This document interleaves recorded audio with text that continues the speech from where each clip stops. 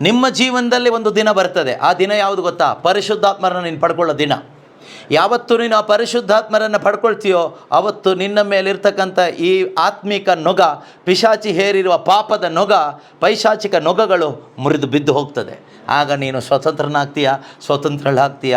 ಕೊಟ್ಟಿಗೆಯಿಂದ ಹೊರಬಂದ ಕರುವಿನ ಹಾಗೆ ನೀನು ಜಂಪ್ ಮಾಡ್ಕೊಂಡು ಹೋಗ್ತೀಯ. ಅಂದರೆ ಅಷ್ಟೊಂದು ಸಂತೋಷ ಭರಿತನಾಗಿ ಬದುಕ್ತೀಯ, ಅಷ್ಟೊಂದು ಆನಂದದಿಂದ ಬದುಕಲಿಕ್ಕಾಗ್ತದೆ. ಆದರೆ ಇವತ್ತು ಕ್ರೈಸ್ತರಾದ ನಾವು ಈ ಪ್ರಪಂಚದಲ್ಲಿ ತುಂಬ ಸಂತೋಷವಾಗಿ ಬದುಕ್ತಾ ಇದ್ದೀವ, ತುಂಬ ಟೆನ್ಷನ್ ಮಾಡಿಕೊಂಡು ಭಯ ಪಟ್ಕೊಂಡು ಬದುಕ್ತಾ ಇದ್ದೀವ.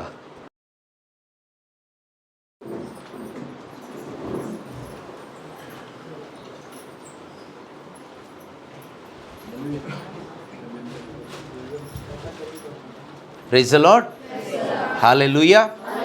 ಯೇಸುವೆ ಸ್ತೋತ್ರ, ಯೇಸುವೆ ವಂದನೆ, ಯೇಸುವೆ ಆರಾಧನೆ.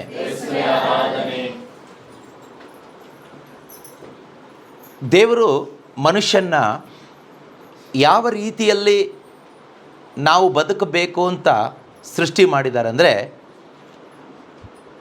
ಪ್ರತಿಯೊಬ್ಬ ಮನುಷ್ಯನೂ ಕೂಡ ಯಾವಾಗಲೂ ದೇವರನ್ನು ಹೊಂದಿಕೊಂಡು ಅಥವಾ ದೇವರನ್ನ ಡಿಪೆಂಡ್ ಆಗಿ ಬದುಕಬೇಕು ಅಂತ ದೇವರು ಮನುಷ್ಯನ ಸೃಷ್ಟಿ ಮಾಡಿದ್ದು.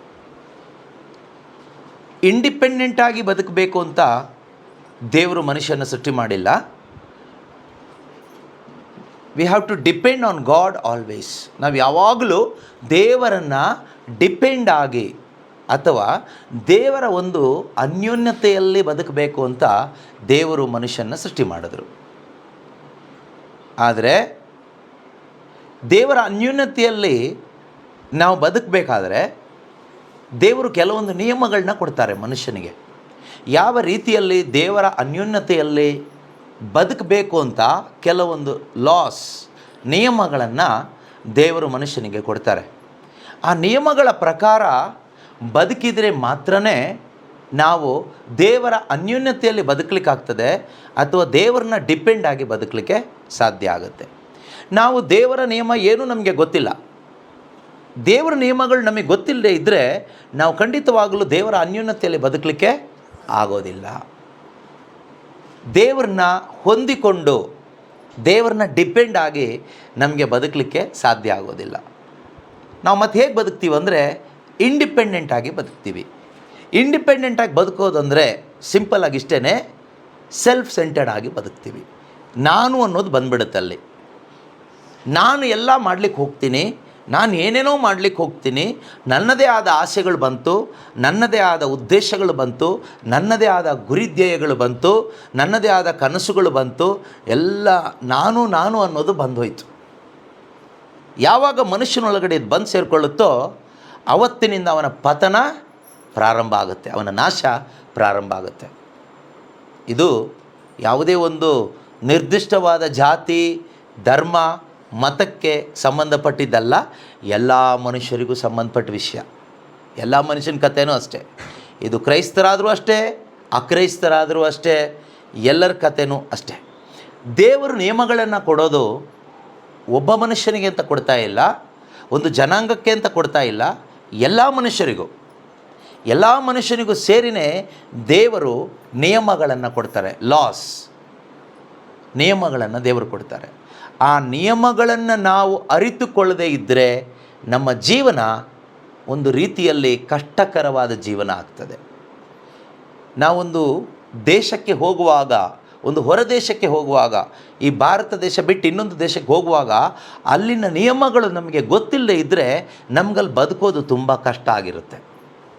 ಅಲ್ಲಿನ ನಿಯಮಗಳು ನಮಗೆ ಗೊತ್ತಿರಬೇಕು, ಅಲ್ಲಿನ ಟ್ರಾಫಿಕ್ ರೂಲ್ಸ್ ಗೊತ್ತಿರಬೇಕು, ಅಲ್ಲಿನ ಸರ್ಕಾರದಲ್ಲಿರ್ತಕ್ಕಂಥ ಇತರ ನಿಯಮಗಳು ನಮಗೆ ಗೊತ್ತಿರಬೇಕು. ಪ್ರತಿಯೊಂದು, ಅಲ್ಲಿ ಒಂದು ಆಸ್ಪತ್ರೆಗೆ ಹೋದರೆ ಅಲ್ಲಿನ ನಿಯಮಗಳು ನಮಗೆ ಗೊತ್ತಿರಬೇಕು, ಒಂದು ಸೂಪರ್ ಮಾರ್ಕೆಟ್ಗೆ ಹೋದರೆ ಅಲ್ಲಿನ ನಿಯಮಗಳು ನಮಗೆ ಗೊತ್ತಿರಬೇಕು. ಒಂದೊಂದು ದೇಶದಲ್ಲೂ ಕೂಡ ಜನರಿಗೆ ಬದುಕಲಿಕ್ಕೆ ಬೇಕಾದಂಥ ನಿಯಮಗಳಿದೆ. ನಮ್ಮ ದೇಶದಲ್ಲಿ, ಈ ಭಾರತ ದೇಶದಲ್ಲಿ ನಾವು ಸಂತೋಷವಾಗಿ ಬದುಕಲಿಕ್ಕೆ, ಪೀಸ್ಫುಲ್ಲಾಗಿ ಬದುಕಲಿಕ್ಕೆ, ಸಮಾಧಾನಕರವಾಗಿ ಬದುಕಲಿಕ್ಕೆ ಭಾರತ ಸರ್ಕಾರ ಸಂವಿಧಾನ ಇಟ್ಟಿದೆ, ಕಾನ್ಸ್ಟಿಟ್ಯೂಷನ್, ನಿಯಮಗಳನ್ನು ಇಟ್ಟಿದೆ. ಆ ನಿಯಮಗಳನ್ನು ಎಲ್ಲರೂ ಅನುಸರಿಸ್ತಾ ಬದುಕಿದರೆ ಎಲ್ಲರೂ ಸಮಾಧಾನವಾಗಿ ಬದುಕ್ಬೋದು. ಯಾವಾಗ ಆ ಸಂವಿಧಾನದ ನಿಯಮಕ್ಕೆ ಏನು ಕಾನ್ಸ್ಟಿಟ್ಯೂಷನಲ್ ಲಾಸ್ ಇದೆಯಲ್ವಾ, ರೂಲ್ಸ್, ಅದಕ್ಕೆ ವಿರುದ್ಧವಾಗಿ ಯಾವಾಗ ಮನುಷ್ಯ ಹೋಗ್ತಾನೋ ಆಗ ಅಶಾಂತಿ ಉಂಟಾಗುತ್ತೆ, ಗಲಭೆ ಉಂಟಾಗುತ್ತೆ, ತೊಂದರೆ ಆಗುತ್ತೆ. ನಮಗೆ ನೇಮ ಗೊತ್ತಿರಬೇಕು, ನೇಮದ ಪ್ರಕಾರ ಬದುಕಬೇಕು. ಆಗ ಎಷ್ಟೋ ಸಮಸ್ಯೆಗಳು ದೂರ ಆಗುತ್ತೆ, ಜೀವನ ಸಮಾಧಾನಕರವಾಗಿ ಬದುಕಲಿಕ್ಕಾಗುತ್ತೆ. ಅದೊಂದು ದೇಶದಲ್ಲಿ, ಒಂದು ರಾಜ್ಯದಲ್ಲಿ ನಾವಿರುವಾಗ. ಅದೇ ರೀತಿ ಪ್ರಕೃತಿಯ ನಿಯಮಗಳು ನಮಗೆ ಗೊತ್ತಿರಬೇಕು. ಪ್ರಕೃತಿಯ ನಿಯಮ ಅಂದರೆ ಫಾರ್ ಎಕ್ಸಾಂಪಲ್, ಬೇಸಿಗೆ ಕಾಲ ಆದಮೇಲೆ ಯಾವ ಕಾಲ ಬರುತ್ತೆ? ಮಳೆಗಾಲ ಬರುತ್ತಾ? ಚಳಿಗಾಲ ಬರುತ್ತಾ? ಮಳೆಗಾಲ ಬರುತ್ತಾ? ಆಗಲಿ, ಯಾವ ಒಂದು ಕಾಲ ಆದಮೇಲೆ ಯಾವ ಕಾಲ ಬರುತ್ತೆ ನಿಮಗೆ ಗೊತ್ತಿರಬೇಕು ಅಲ್ವಾ? ಬೇಸಿಗೆ ಕಾಲ, ಮಳೆಗಾಲ, ಚಳಿಗಾಲ ಹೀಗೆ ಬರುತ್ತೆ. ಸೊ ಬೇಸಿಗೆ ಬಂದಮೇಲೆ ಅಯ್ಯೋ ಬೇಸಿಗೆ ಬಂದುಬಿಡ್ತು, ಬೇಸಿಗೆ ಕಾಲ ಬಂದುಬಿಡ್ತು, ಇನ್ಮೇಲೆ ಬೆಳೆ ಎಲ್ಲ ಒಣಗೋಗ್ಬಿಡುತ್ತೆ ಅಂತ ಹೇಳ್ಬಿಟ್ಟು ಆತ್ಮಹತ್ಯೆ ಮಾಡ್ಕೊಂಡು ಹೋಗ್ಬಿಟ್ರೆ ಮೂರ್ಖತನ ಆಗುತ್ತೆ. ನಮಗೆ ಗೊತ್ತಿರಬೇಕು ಬೇಸಿಗೆ ಆದಮೇಲೆ ಮಳೆಗಾಲ ಬಂದೇ ಬರುತ್ತೆ ಅಂತ. ಮಳೆಗಾಲ ಆದಮೇಲೆ ಅಯ್ಯೋ ಮಳೆಗಾಲ ಶುರುವಾಯಿತು, ಇನ್ನೆಲ್ಲ ನೀರು ತುಂಬ್ಕೊಂಡು ಜಲಪ್ರಳಯ ಆಗಿ ಎಲ್ಲ ಸತ್ತೋಗ್ಬಿಡ್ತೀವಿ ಮುಂದಕ್ಕೆ ಅಂತ ಭಯ ಪಟ್ಕೊಂಡು ಸತ್ತೋಗ್ಬಿಟ್ರೆ ಪ್ರಯೋಜನ ಇಲ್ಲ. ನಮಗೆ ಗೊತ್ತಿರುತ್ತೆ ಏನಂತ, ಇದು ಮಳೆಗಾಲ ಮುಗಿಯುತ್ತೆ, ಅದಾದಮೇಲೆ ಚಳಿಗಾಲ ಬರುತ್ತೆ, ಆಮೇಲೆ ನಿಧಾನವಾಗಿ ಮತ್ತೆ ಬೇಸಿಗೆ ಕಾಲ ಬರುತ್ತೆ ಅಂತ ನಮಗೆ ಗೊತ್ತಿರುತ್ತೆ. ಆಗ ನಮಗೇನಿರೋದಿಲ್ಲ, ಭಯ ಅನ್ನೋದಿರೋದಿಲ್ಲ. ಸರಿ ಅಲ್ವಾ? ಪ್ರಕೃತಿಯ ನಿಯಮ, ಲೋಕದ ನಿಯಮ ನಮಗೆ ಗೊತ್ತಿರಬೇಕು. ಫಾರ್ ಎಕ್ಸಾಂಪಲ್, ಈಗ ರಾತ್ರಿ ಆಗಿದೆ, ಹಗಲಾಗುತ್ತೆ ಅಂತ ನಮಗೆ ಗೊತ್ತಿಲ್ಲ ಅಂದರೆ ಅಯ್ಯೋ ಕತ್ಲೆ ಆಗಿಬಿಡ್ತಪ್ಪ ಅಂತ ಹೇಳಿಬಿಟ್ಟು ಭಯ ಬಿದ್ದು ನೇಣಾಕೊಂಡು ಸಾಯೋ ಚಾನ್ಸಸ್ ಬರುತ್ತೆ. ಇಲ್ಲ ಕತ್ಲೆ ಆಯ್ತು, ಇನ್ನೇನೂ ಇಲ್ಲ, ಜೀವನ ಮುಗೀತು. ಆದರೆ ನಮಗೆ ಗೊತ್ತು ಸ್ವಲ್ಪ ಗಂಟೆಗಳ ನಂತರ ಸೂರ್ಯೋದಯ ಆಗುತ್ತೆ, ಬೆಳಕು ಬರುತ್ತೆ ಅಂತ ನೆಮ್ಮದಿಯಾಗಿ ನಾವು ಮಲ್ಕೊಳ್ತೀವಿ. ಈಗ ನಿಮಗೆ ಬೆಳಕು ಬರುತ್ತೆ ಅನ್ನೋದು ಗೊತ್ತೇ ಇಲ್ಲ ಅಂತ ಇಟ್ಕೊಳ್ಳಿ, ಯಾವಾಗ ಬೆಳಗಾಗುತ್ತೆ ಗೊತ್ತಿಲ್ಲ, ಆಗೇನಾಗುತ್ತೆ ನಮ್ಗೆ ನಿದ್ದೆನೇ ಬರೋದಿಲ್ಲ. ಈಗ ನಮಗೆ ರಾತ್ರಿ ಹೊತ್ತಾದರೆ ನಿದ್ದೆ ಬರುತ್ತೆ, ಯಾಕೆಂದರೆ ನಾಳೆ ಬೆಳಕು ಆಗುತ್ತೆ ಅಂತ ನಮಗೆ ಚೆನ್ನಾಗಿ ಗೊತ್ತು. ನಾವು ಸಮಾಧಾನವಾಗಿ ಮಲಗ್ತೀವಿ. ಪ್ರೀತಿಯ ಸಹೋದರ ಸಹೋದರಿಯರೇ, ಈ ಲೋಕದಲ್ಲಿ ಇರ್ತಕ್ಕಂಥ ಪ್ರಕೃತಿಯ ನಿಯಮಗಳು ನಮಗೆ ಗೊತ್ತು. ಒಂದೊಂದು ರಾಜ್ಯದಲ್ಲೂ ದೇಶದಲ್ಲೂ ಇರ್ತಕ್ಕಂಥ ನಿಯಮಗಳು ನಮಗೆ ಗೊತ್ತು. ಆದರೆ ಈ ನಿಯಮಗಳು ಯಾವುದು ಕೂಡ ನಮ್ಮನ್ನು ಸ್ವರ್ಗಕ್ಕೆ ಕರ್ಕೊಂಡು ಹೋಗೋದಿಲ್ಲ, ನಮ್ಮ ಜೀವಿತದಲ್ಲಿ ನಿಜವಾದ ಶಾಂತಿ ಕೊಡೋದೂ ಇಲ್ಲ, ನಿಜವಾದ ನೆಮ್ಮದಿಯ ಜೀವನ ಕೊಡೋದೂ ಇಲ್ಲ.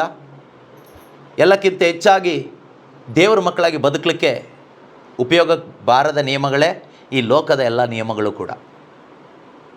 ಆದರೆ ಈ ಲೋಕದಲ್ಲಿ ನಾನು ನೀವು ಜೀವಿಸುವಾಗ ನಿಜವಾದ ಶಾಂತಿಯಲ್ಲಿ ಬದುಕಲಿಕ್ಕೆ, ನಿಜವಾದ ಒಂದು ನೆಮ್ಮದಿಯಲ್ಲಿ ಬದುಕಲಿಕ್ಕೆ, ದೇವರ ಅನ್ಯೋನ್ಯತೆಯಲ್ಲಿ ದೇವರ ಮಕ್ಕಳಾಗಿ ಬದುಕಲಿಕ್ಕೆ ಈ ಲೋಕದ ಯಾವ ನಿಯಮಗಳು, ಪ್ರಕೃತಿಯ ಯಾವ ನಿಯಮಗಳು ಕೆಲಸಕ್ಕೆ ಬರೋದಿಲ್ಲ. ನಮಗೆ ದೇವರ ನಿಯಮಗಳು ಗೊತ್ತಿರಬೇಕು. ದೇವರು ಮನುಷ್ಯನನ್ನು ಹೇಗೆ ಸೃಷ್ಟಿ ಮಾಡಿದರು, ಯಾತಕ್ಕಾಗಿ ಸೃಷ್ಟಿ ಮಾಡಿದರು, ಯಾವ ಉದ್ದೇಶಕ್ಕಾಗಿ ಸೃಷ್ಟಿ ಮಾಡಿದರು, ಯೇಸು ಕ್ರಿಸ್ತರು ಈ ಭೂಮಿಗೆ ದೇವರು ಮನುಷ್ಯನಾಗಿ ಬಂದರು, ಯಾಕೆ ಬಂದರು, ಯಾಕೆ ಶಿಲುಬೆ ಮೇಲೆ ಸತ್ತರು, ನಾವು ಏನು ಮಾಡಬೇಕು, ನಾವು ಹೇಗೆ ಬದುಕಬೇಕು, ಯಾರಿಗಾಗಿ ಬದುಕಬೇಕು, ಇದೆಲ್ಲ ನಮಗೆ ಸರಿಯಾಗಿ ಅರ್ಥ ಆದರೆ ಮಾತ್ರ ನಮ್ಮ ಜೀವನ ಕೂಡ ಸುಗಮವಾಗಿ ಹೋಗುತ್ತೆ, ಅಥವಾ ದೇವರ ಅನ್ಯೋನ್ಯತೆಯಲ್ಲಿ ಹೋಗುತ್ತೆ, ದೇವ್ರನ್ನ ಡಿಪೆಂಡ್ ಆಗಿ ಬದುಕಲಿಕ್ಕಾಗುತ್ತೆ. ಅದಲ್ಲದೆ ಕಷ್ಟ ಬಂದಾಗ ಪ್ರಾರ್ಥನೆ ಮಾಡೋದು ದೇವ್ರನ್ನ ಡಿಪೆಂಡ್ ಆಗೋದಲ್ಲ. ಅದು ಒಂದು ರೀತಿ ಕಾಯಿಲೆ ಬಂದಾಗ ಡಾಕ್ಟ್ರ್ ಹತ್ರ ಹೋದ ಹಾಗೇನೆ. ಕಾಯಿಲೆ ಬಂದಾಗ ನಾವು ಯಾರ ಹತ್ರ ಹೋಗ್ತೀವಿ? ಆ ಡಾಕ್ಟ್ರ್ ಸರಿ ಇಲ್ಲ ಅಂದರೆ ಇನ್ನೊಬ್ರು, ಆ ಡಾಕ್ಟ್ರ್ ಸರಿ ಇಲ್ಲ ಅಂದರೆ ಇನ್ಯಾರೋ ಹೇಳ್ತಾರೆ ಪಕ್ಕದ ಮನೆಯವರು, ಅಲ್ಲೊಬ್ಬರು ಹೊಸ ಡಾಕ್ಟ್ರ್ ಬಂದಿದ್ದಾರೆ, ಅಲ್ಲಿ ತುಂಬ ಚೆನ್ನಾಗಿದೆ ಅಂತ ಅಲ್ವಾ? ಸೊ ಹಾಗೆ ಮನುಷ್ಯ ಕೂಡ ಇವತ್ತು ಕಷ್ಟ ಬಂದಾಗ, ಸಂಕಟಗಳು ಬಂದಾಗ ದೇವ್ರುಗಳ್ನೂ ಚೇಂಜ್ ಮಾಡ್ತಾನೆ. ಸ್ವಲ್ಪ ದಿವಸ ಇಲ್ಲಿ ಧ್ಯಾನಕ್ಕೆ ಹೋಗ್ತಾರೆ, ಇಲ್ಲಿ ಧ್ಯಾನದಲ್ಲಿ ನಮಗೇನು ಬೇಕಾಗಿ ಸಿಗದೇ ಇದ್ದಾಗ ಈ ಡಾಕ್ಟ್ರ್ ಸರಿ ಇಲ್ಲ ಅಂತ, ಈ ಆಸ್ಪತ್ರೆ ಸರಿ ಇಲ್ಲ ಅಂತ ಇನ್ನೊಂದು ಧ್ಯಾನ ಕೇಂದ್ರಕ್ಕೆ ಹೋಗ್ತೀವಿ. ಆ ಡಾಕ್ಟ್ರ್ ಹತ್ರ ಹೋಗ್ತೀವಿ, ಸ್ವಲ್ಪ ದಿವಸ ಟ್ರೀಟ್ಮೆಂಟ್ ತೊಗೊಳ್ತೀವಿ. ಡಾಕ್ಟ್ರ್ ಹತ್ರ ಹೋದಾಗೆಲ್ಲ ಏನು ಮಾಡ್ತಾರೆ? ಡಾಕ್ಟ್ರ್ ಫ್ರೀಯಾಗಿ ಕಳಿಸ್ತಾರ, ದುಡ್ಡು ತಗೊಂಡು ಟ್ರೀಟ್ಮೆಂಟ್ ಕೊಡ್ತಾರಲ್ವಾ? ಸೊ ಇವತ್ತು ಅಷ್ಟೇ, ಅಲ್ಲಿ ಇಲ್ಲಿ ಪ್ರಾರ್ಥನೆಗೆ ಹೋದಾಗ ಅಲ್ಲಿ ಇಲ್ಲಿ ಸ್ವಲ್ಪ ಅವರು ಕಾಣಿಕೆ, ದಶಾಂಶ, ದುಡ್ಡು ಎಲ್ಲ ತಗೊಳ್ತಾರೆ. ಅವರಿಗೂ ಬಿಸ್ನೆಸ್ ಆಗಬೇಕಲ್ವಾ, ಜೀವನ ಸಾಗಬೇಕಲ್ವಾ? ಆಸ್ಪತ್ರೆ ಡಾಕ್ಟ್ರು ಅವರಿಗೂ ಜೀವನ ಸಾಗಬೇಕಲ್ವಾ? ಅದೇ ರೀತಿಯಲ್ಲಿ ಪೇಷಂಟ್ ದುಡ್ಡನ್ನು ಅವರು ತಿಂತಾರೆ. ಅದೇ ರೀತಿಯಲ್ಲಿ ಇವತ್ತು ಅಲ್ಲಿ ಪ್ರಾರ್ಥನೆ, ಇಲ್ಲಿ ಪ್ರಾರ್ಥನೆ, ಮಾಟ, ಮಂತ್ರ, ಶಾಸ್ತ್ರ, ಶಕುನ, ಆ ದೇವರು, ಈ ದೇವರು ಅಂತ ಊರೆಲ್ಲ ಸುತ್ತಿ ನಾವು ದುಡ್ಡೆಲ್ಲ ಖರ್ಚು ಮಾಡಿ ಅಷ್ಟೊತ್ತಿಗೆ ನಮ್ಮ ವಯಸ್ಸು ಆಗಿರುತ್ತೆ, ಸಾಯೋ ಟೈಮು ಆಗಿರುತ್ತೆ, ಸತ್ತೇ ಹೋಗ್ಬಿಡ್ತೀವಿ. ಲಾಸ್ಟಿಗೆ ನೋಡಿದವ್ರು ಏನು ಹೇಳ್ತಾರೆ, ಇವರು ಪ್ರೇಯರ್ ಅಂತ ಹೋದರು, ಧ್ಯಾನ ಅಂತ ಹೋದರು, ಆ ದೇವರು ಅಂತ ಹೋದರು, ಈ ದೇವರು ಅಂತ ಹೋದರು, ಲಾಸ್ಟಿಗೆ ಏನು ಉಪಯೋಗ ಆಗಿಲ್ಲ, ಸತ್ತೇ ಹೋಗ್ಬಿಟ್ರು ಅಂತ. ಪ್ರೀತಿಯ ಸಹೋದರ ಸಹೋದರಿಯರೇ, ಈ ರೀತಿ ಒಂದು ಅಲೆಮಾರಿಗಳಾಗಿ ಬದುಕಲಿಕ್ಕಲ್ಲ ದೇವರು ನಮ್ಮನ್ನು ಸೃಷ್ಟಿ ಮಾಡಿರೋದು. ನಾವು ದೇವರ ಅನ್ಯೋನ್ಯತೆಯಲ್ಲಿ, ದೇವರನ್ನ ಡಿಪೆಂಡ್ ಆಗಿ, ದೇವರ ಮಕ್ಕಳಾಗಿ ಸಂತೋಷವಾಗಿ ಬದುಕಲಿಕ್ಕೇ ದೇವರು ನಮ್ಮನ್ನು ಈ ಭೂಮಿಯಲ್ಲಿ ಇರಿಸಿರೋದು. ಆದರೆ ದೇವರ ನಿಯಮಗಳು ನಮಗೆ ಗೊತ್ತಿಲ್ಲದೆ ಹೋದರೆ, ದೇವರ ವಾಕ್ಯಗಳು ನಮಗೆ ಅರಿವಿಲ್ಲದೆ ಹೋದರೆ ನಮ್ಮ ಜೀವನ ತುಂಬಾ ಕಷ್ಟ ಆಗುತ್ತೆ. ತುಂಬ ಕಷ್ಟ ಅಂದರೆ ಬದುಕೋದೇ ಬೇಡಪ್ಪ, ಸತ್ತೋಗ್ಬಿಡೋಣ ಅಂತ ಅನಿಸುತ್ತೆ. ದೇವರೇ ಇಲ್ಲ ಅಂತಲೂ ಅನಿಸುತ್ತೆ. ಪ್ರಾರ್ಥನೆ ಮಾಡಿ ಏನು ಪ್ರಯೋಜನ ಇಲ್ಲ ಅಂತಲೂ ಅನಿಸುತ್ತೆ. ಯಾವ ಪ್ರೇಯರ್ಗಳು ಸರಿ ಇಲ್ಲ ಅಂತಲೇ ಅನಿಸುತ್ತೆ. ಕಾರಣ ಏನು ಅಂದರೆ, ನಮಗೆ ದೇವರ ವಾಕ್ಯದ ಅರಿವು ಇಲ್ಲ. ಏನಿಲ್ಲ? ದೇವರ ವಾಕ್ಯದ ಅರಿವಿಲ್ಲ. ದೇವರ ವಾಕ್ಯದ ಅರಿವು ನಮಗೆ ಬೇಕು. ಕೀರ್ತನೆಗಳ ಪುಸ್ತಕ 119ರಲ್ಲಿ 105ನೇ ವಾಕ್ಯ ಹೇಳ್ತದೆ, ಸಾಮ್ 119 ವರ್ಸ್ 105. ಕೀರ್ತನೆ 119ರಲ್ಲಿ 105ನೇ ವಚನ ಈ ರೀತಿಯಾಗಿ ಹೇಳ್ತದೆ, ನಿನ್ನ ವಾಕ್ಯ ನನಗೆ ದಾರಿದೀಪ, ನನ್ನ ಕಾಲಿನ ನಡೆಗೆ ಕೈದೀಪ. ಹೇಳಿ ನೋಡೋಣ, ದೇವರ ವಾಕ್ಯ ನನಗೆ ದಾರಿದೀಪ, ದೇವರ ವಾಕ್ಯ ನನ್ನ ಕಾಲ್ನಡೆಗೆ ಕೈದೀಪ. ಹಾಲೆಲೂಯಾ. ಹಾಗಾದರೆ ಪ್ರೀತಿಯ ಸಹೋದರ ಸಹೋದರಿಯರೇ, ಈ ದೇವರ ವಾಕ್ಯವಾಗಿದೆ ನಮ್ಮ ಈ ಲೋಕದ ಪ್ರಯಾಣದಲ್ಲಿ ನಿಜವಾಗಲೂ ನಮಗೆ ಬೆಳಕನ್ನು ಕೊಟ್ಟು ನಡೆಸುವಂಥದ್ದು. ವಾಕ್ಯ ಇಲ್ವಾ ಹೃದಯದಲ್ಲಿ, ಅಥವಾ ದೇವರ ವಾಕ್ಯದ ಅರಿವು ನಮಗಿಲ್ವಾ, ದೇವರ ನಿಯಮಗಳ ಅರಿವು ನಮಗಿಲ್ವಾ, ನಾವು ಎಲ್ಲಿ ಬದುಕ್ತೀವಿ ಗೊತ್ತಾ? ಕತ್ತಲೆಯಲ್ಲಿ ಬದುಕ್ತೀವಿ, ಡಾರ್ಕ್ನೆಸ್ಸಲ್ಲಿ ಬದುಕ್ತೀವಿ. Without word of God you will be in darkness. In your heart also full of darkness. In your family also darkness. In your relationships darkness. ದೇವರ ವಾಕ್ಯ ನಿಮ್ಮ ಹೃದಯದಲ್ಲಿ ಇಲ್ಲದೇ ಇದ್ದರೆ ನಿಮ್ಮ ಜೀವನ ಕತ್ತಲಮಯವಾಗಿರ್ತದೆ. ನಿಮ್ಮ ಕುಟುಂಬದಲ್ಲೂ ಕತ್ತಲೆ ತುಂಬಿಕೊಂಡಿರ್ತದೆ. ನೀವು ಹೋಗುವ ದಾರಿಯಲ್ಲೂ ಕತ್ತಲೆನೇ ಇರುತ್ತೆ. ನಿಮ್ಮ ಸಂಬಂಧಗಳಲ್ಲೂ ಕತ್ತಲೆನೇ ಇರುತ್ತೆ. ಕತ್ತಲೆ ಅಂದರೆ ಏನು ಗೊತ್ತಾ? ಪಾಪ, ಸಿನ್. ಕತ್ತಲೆ ಅಂದರೆ ಪಿಶಾಚಿ. ಬೆಳಕು ಅಂದರೆ ಯೇಸು. ಯೇಸು ಹೇಳ್ತಾರೆ, ನಾನೇ ಜಗಜ್ಯೋತಿ ಅಂತ ಹೇಳ್ತಾರೆ. ಐ ಆಮ್ ದ ಲೈಟ್ ಅಂತ ಹೇಳ್ತಾರೆ. ಹಾಗಾದರೆ ಬೆಳಕು ಅಂದರೆ ಯೇಸು, ಬೆಳಕಿಗೆ ವಿರುದ್ಧ ಕತ್ತಲೆ. ಕತ್ತಲೆ ಅಂದರೆ ಪಿಶಾಚಿ. ಯಾರ ಜೀವನದಲ್ಲಿ ದೇವರ ವಾಕ್ಯ ಇಲ್ವೋ ಅವರ ಜೀವನದಲ್ಲಿ ಕತ್ತಲೆ ಇರುತ್ತೆ. ಏನಿರುತ್ತೆ? ಕತ್ತಲೆ ಇರುತ್ತೆ. ನೀವು ಹುಟ್ಟು ಕ್ರಿಶ್ಚಿಯನ್ ಆದರೂ ಅಷ್ಟೇ, ಹುಟ್ತಾ ಕ್ರಿಶ್ಚಿಯನ್ ಆದರೂ ಅಷ್ಟೇ, ಹುಟ್ಟಿದ ಮೇಲೆ ಕ್ರಿಶ್ಚಿಯನ್ ಆದರೂ ಅಷ್ಟೇ, ಯಾವ ಧರ್ಮದವರು ಆದರೂ ಅಷ್ಟೇ, ಯಾವ ಜನಾಂಗದವರಾದರೂ ಅಷ್ಟೇ, ದೇವರ ವಾಕ್ಯ ನಿನ್ನ ಜೀವನದಲ್ಲಿ ಇಲ್ಲದೆ ಇದ್ದರೆ ನಿನ್ನ ಜೀವನ ಕತ್ತಲುಮಯವಾಗಿರ್ತದೆ. ನೀನು ಎಷ್ಟೇ ಕ್ಯಾಂಡ್ಲ್ ಅಂಟಿಸಿ ಕೈ ಮೇಲೆತ್ತಿ ಪ್ರಾರ್ಥನೆ ಮಾಡಿದರೂ ಕತ್ತಲೆ ಹೋಗಲ್ಲ. ಟ್ರೈ ಮಾಡಿ ನೋಡಿರ್ತೀರ, ನೀವೆಲ್ಲ ಬೇಜಾರು ಮಾಡ್ಕೊಂಡಿರ್ತೀರ. ಎಷ್ಟು ಕ್ಯಾಂಡ್ಲ್ ಅಂಟಿಸಿನೂ ಏನು ಬೆಳಕೆ ಬರ್ತಾ ಇಲ್ಲ ಜೀವನದಲ್ಲಿ. ನಾವು ಎಲ್ಲೆಲ್ಲೆಲ್ಲ ಹೋಗಿ ಕ್ಯಾಂಡ್ಲ್ ಅಂಟಿಸಿದ್ದೀವಿ, ಆದರೂ ಏನು ಪ್ರಯೋಜನ ಆಗ್ತಾ ಇಲ್ಲಲ್ಲ ಅಂತ ಬೇಜಾರು ಮಾಡ್ಕೊಂಡವ್ರು ಎಷ್ಟೋ ಜನ ಇದ್ದಾರೆ. ಅದು ಸತ್ಯನೇ. ನೀವು ಎಷ್ಟು ಕ್ಯಾಂಡಲ್ ಅಂಟಿಸಿದ್ರು, ಎಲ್ಲೆಲ್ಲಿ ಹೋಗಿ ಕ್ಯಾಂಡಲ್ ಅಂಟಿಸಿದ್ರು, ದೇವರ ವಾಕ್ಯ ಎಂಬ ನಿಜವಾದ ಒಂದು ಬೆಳಕು ನಿಮ್ಮ ಹೃದಯದೊಳಗಡೆ ಬಾರದೆ ಹೋದರೆ, ದೇವರ ವಾಕ್ಯದ ಒಂದು ಪ್ರಕಟಣೆ, ಒಂದು ಅರಿವು ನಮ್ಮ ಹೃದಯದೊಳಗಡೆ ಬಾರದೆ ಹೋದರೆ ನಮ್ಮ ಜೀವನ ಪೂರ್ತಿ ಕತ್ತಲುಮಯ ಆಗಿರ್ತದೆ. ಕತ್ತಲೆ ತುಂಬಿದ ಹೃದಯದಲ್ಲಿ ಏನಿರುತ್ತೆ? ನಾನು ಹೇಳಿದೆ, ಕತ್ತಲೆ ಅಂದರೆ ಪಿಶಾಚಿ. ಪಿಶಾಚಿ ಒಳಗಡೆ ಇರುವಾಗ ಏನಿರುತ್ತೆ? ಎಲ್ಲ ಥರದ ಭಯ ಇರುತ್ತೆ. ಎಲ್ಲ ಥರದ ಭಯ ಇರುತ್ತೆ. ಎಲ್ಲ ಥರದ ಭಯನೂ ಇರುತ್ತೆ, ಟೆನ್ಷನು ಇರುತ್ತೆ, ಅಶಾಂತಿ ಇರುತ್ತೆ, ಕೋಪ, ದ್ವೇಷ ಇದೆಲ್ಲ ಇರುತ್ತೆ. ಜೊತೆಯಲ್ಲಿ ಎಲ್ಲ ಥರದ ದುರಿಚ್ಛೆಗಳು ಇರುತ್ತೆ, ವ್ಯಾಮೋಹಗಳು ಇರುತ್ತೆ. ಆಮೇಲೆ ಎಷ್ಟು ಪ್ರಾರ್ಥನೆ ಮಾಡಿದರೂ ಇದು ಹೋಗಲ್ಲ, ಪ್ರಾರ್ಥನೆಯಿಂದ ಇದು ಹೋಗಲ್ಲ. ಇದು ಹೋಗೋದು ಹೇಗೆ ಕೇಳಿದರೆ, ಕತ್ತಲೆ ಹೋಗಲಿಕ್ಕೆ ಒಂದೇ ದಾರಿ ನಿಮಗೆಲ್ರಿಗೂ ಗೊತ್ತು. ಏನು ಹೇಳಿ? ಅಷ್ಟೇ, ಸಿಂಪಲ್. ಕತ್ತಲೆ ಹೋಗಲಿಕ್ಕೆ ನೀವು ನೀರು ತಂದು ಹಾಕಿದರೆ ಕತ್ತಲೆ ಹೋಗಲ್ಲ, ಅಥವಾ ನೀವು ಬೇರೆ ಏನೇ ತಂದು ಹಾಕಿದರೂ ಕತ್ತಲೆ ಹೋಗೋದಿಲ್ಲ. ಕತ್ತಲೆನ ಹೋಗಲಾಡಿಸ್ಲಿಕ್ಕೆ ಒಂದೇ ಒಂದು ದಾರಿ, ಬೆಳಕು. ಬೆಳಕು. ಈಗ ವಾಕ್ಯ ಓದಿದ್ರಿ, ಏನು ಓದಿದ್ರಿ? ದೇವರ ವಾಕ್ಯ ನಮಗೆ ದಾರಿದೀಪ, ಅಥವಾ ದೇವರ ವಾಕ್ಯ ನಮಗೆ ಬೆಳಕು. ದೇವರ ವಾಕ್ಯ ನಮಗೆ ಬೆಳಕು. ಈ ಬೆಳಕು ನಮ್ಮ ಹೃದಯದಲ್ಲಿ ಇದ್ದರೆ, ಪ್ರೀತಿಯ ಸಹೋದರ ಸಹೋದರಿಯರೇ, ಈ ಬೆಳಕು ನಮಗೆ ದಾರಿ ತೋರಿಸುತ್ತೆ. ಈ ಬೆಳಕೇನು ತೋರಿಸುತ್ತೆ? ದಾರಿ ತೋರಿಸುತ್ತೆ. ಯಾವ ದಾರಿ ಸರಿಯಾದ ದಾರಿ ಮತ್ತು ಯಾವ ದಾರಿ ತಪ್ಪು ದಾರಿ ಅಂತ ನಮಗೆ ತಿಳಿಸ್ಕೊಡುತ್ತೆ. ಸರಿಯಾದ ದಾರಿಯಲ್ಲಿ ನಡೀಲಿಕ್ಕೆ ನಮಗೆ ಸಹಾಯ ಮಾಡುತ್ತೆ. ನಿಮ್ಮ ಒಳಗಡೆ ದೇವರ ವಾಕ್ಯದ ಬೆಳಕು ಇದ್ದರೆ, ದೇವರ ವಾಕ್ಯದ ಬೆಳಕು ಇವತ್ತು ನಿಮ್ಮ ಒಳಗಡೆ ಇಲ್ಲದೇ ಇದ್ದರೆ, ನಿಮ್ಮ ಕಣ್ಣಿಗೆ ಸರಿಯಾಗಿ ಕಾಣುವ ದಾರಿಯಲ್ಲಿ ಹೋಗ್ತೀರಿ, ಹಳ್ಳಕ್ಕೆ ಬೀಳ್ತೀರಿ. ಎಷ್ಟೋ ಜನರ ಜೀವನ ಆ ರೀತಿಯಲ್ಲಿ ಇವತ್ತು ಹಾಳಾಗೋಗಿದೆ. ವಾಕ್ಯನ ನಂಬಿ ಬದುಕ್ತಾ ಇಲ್ಲ.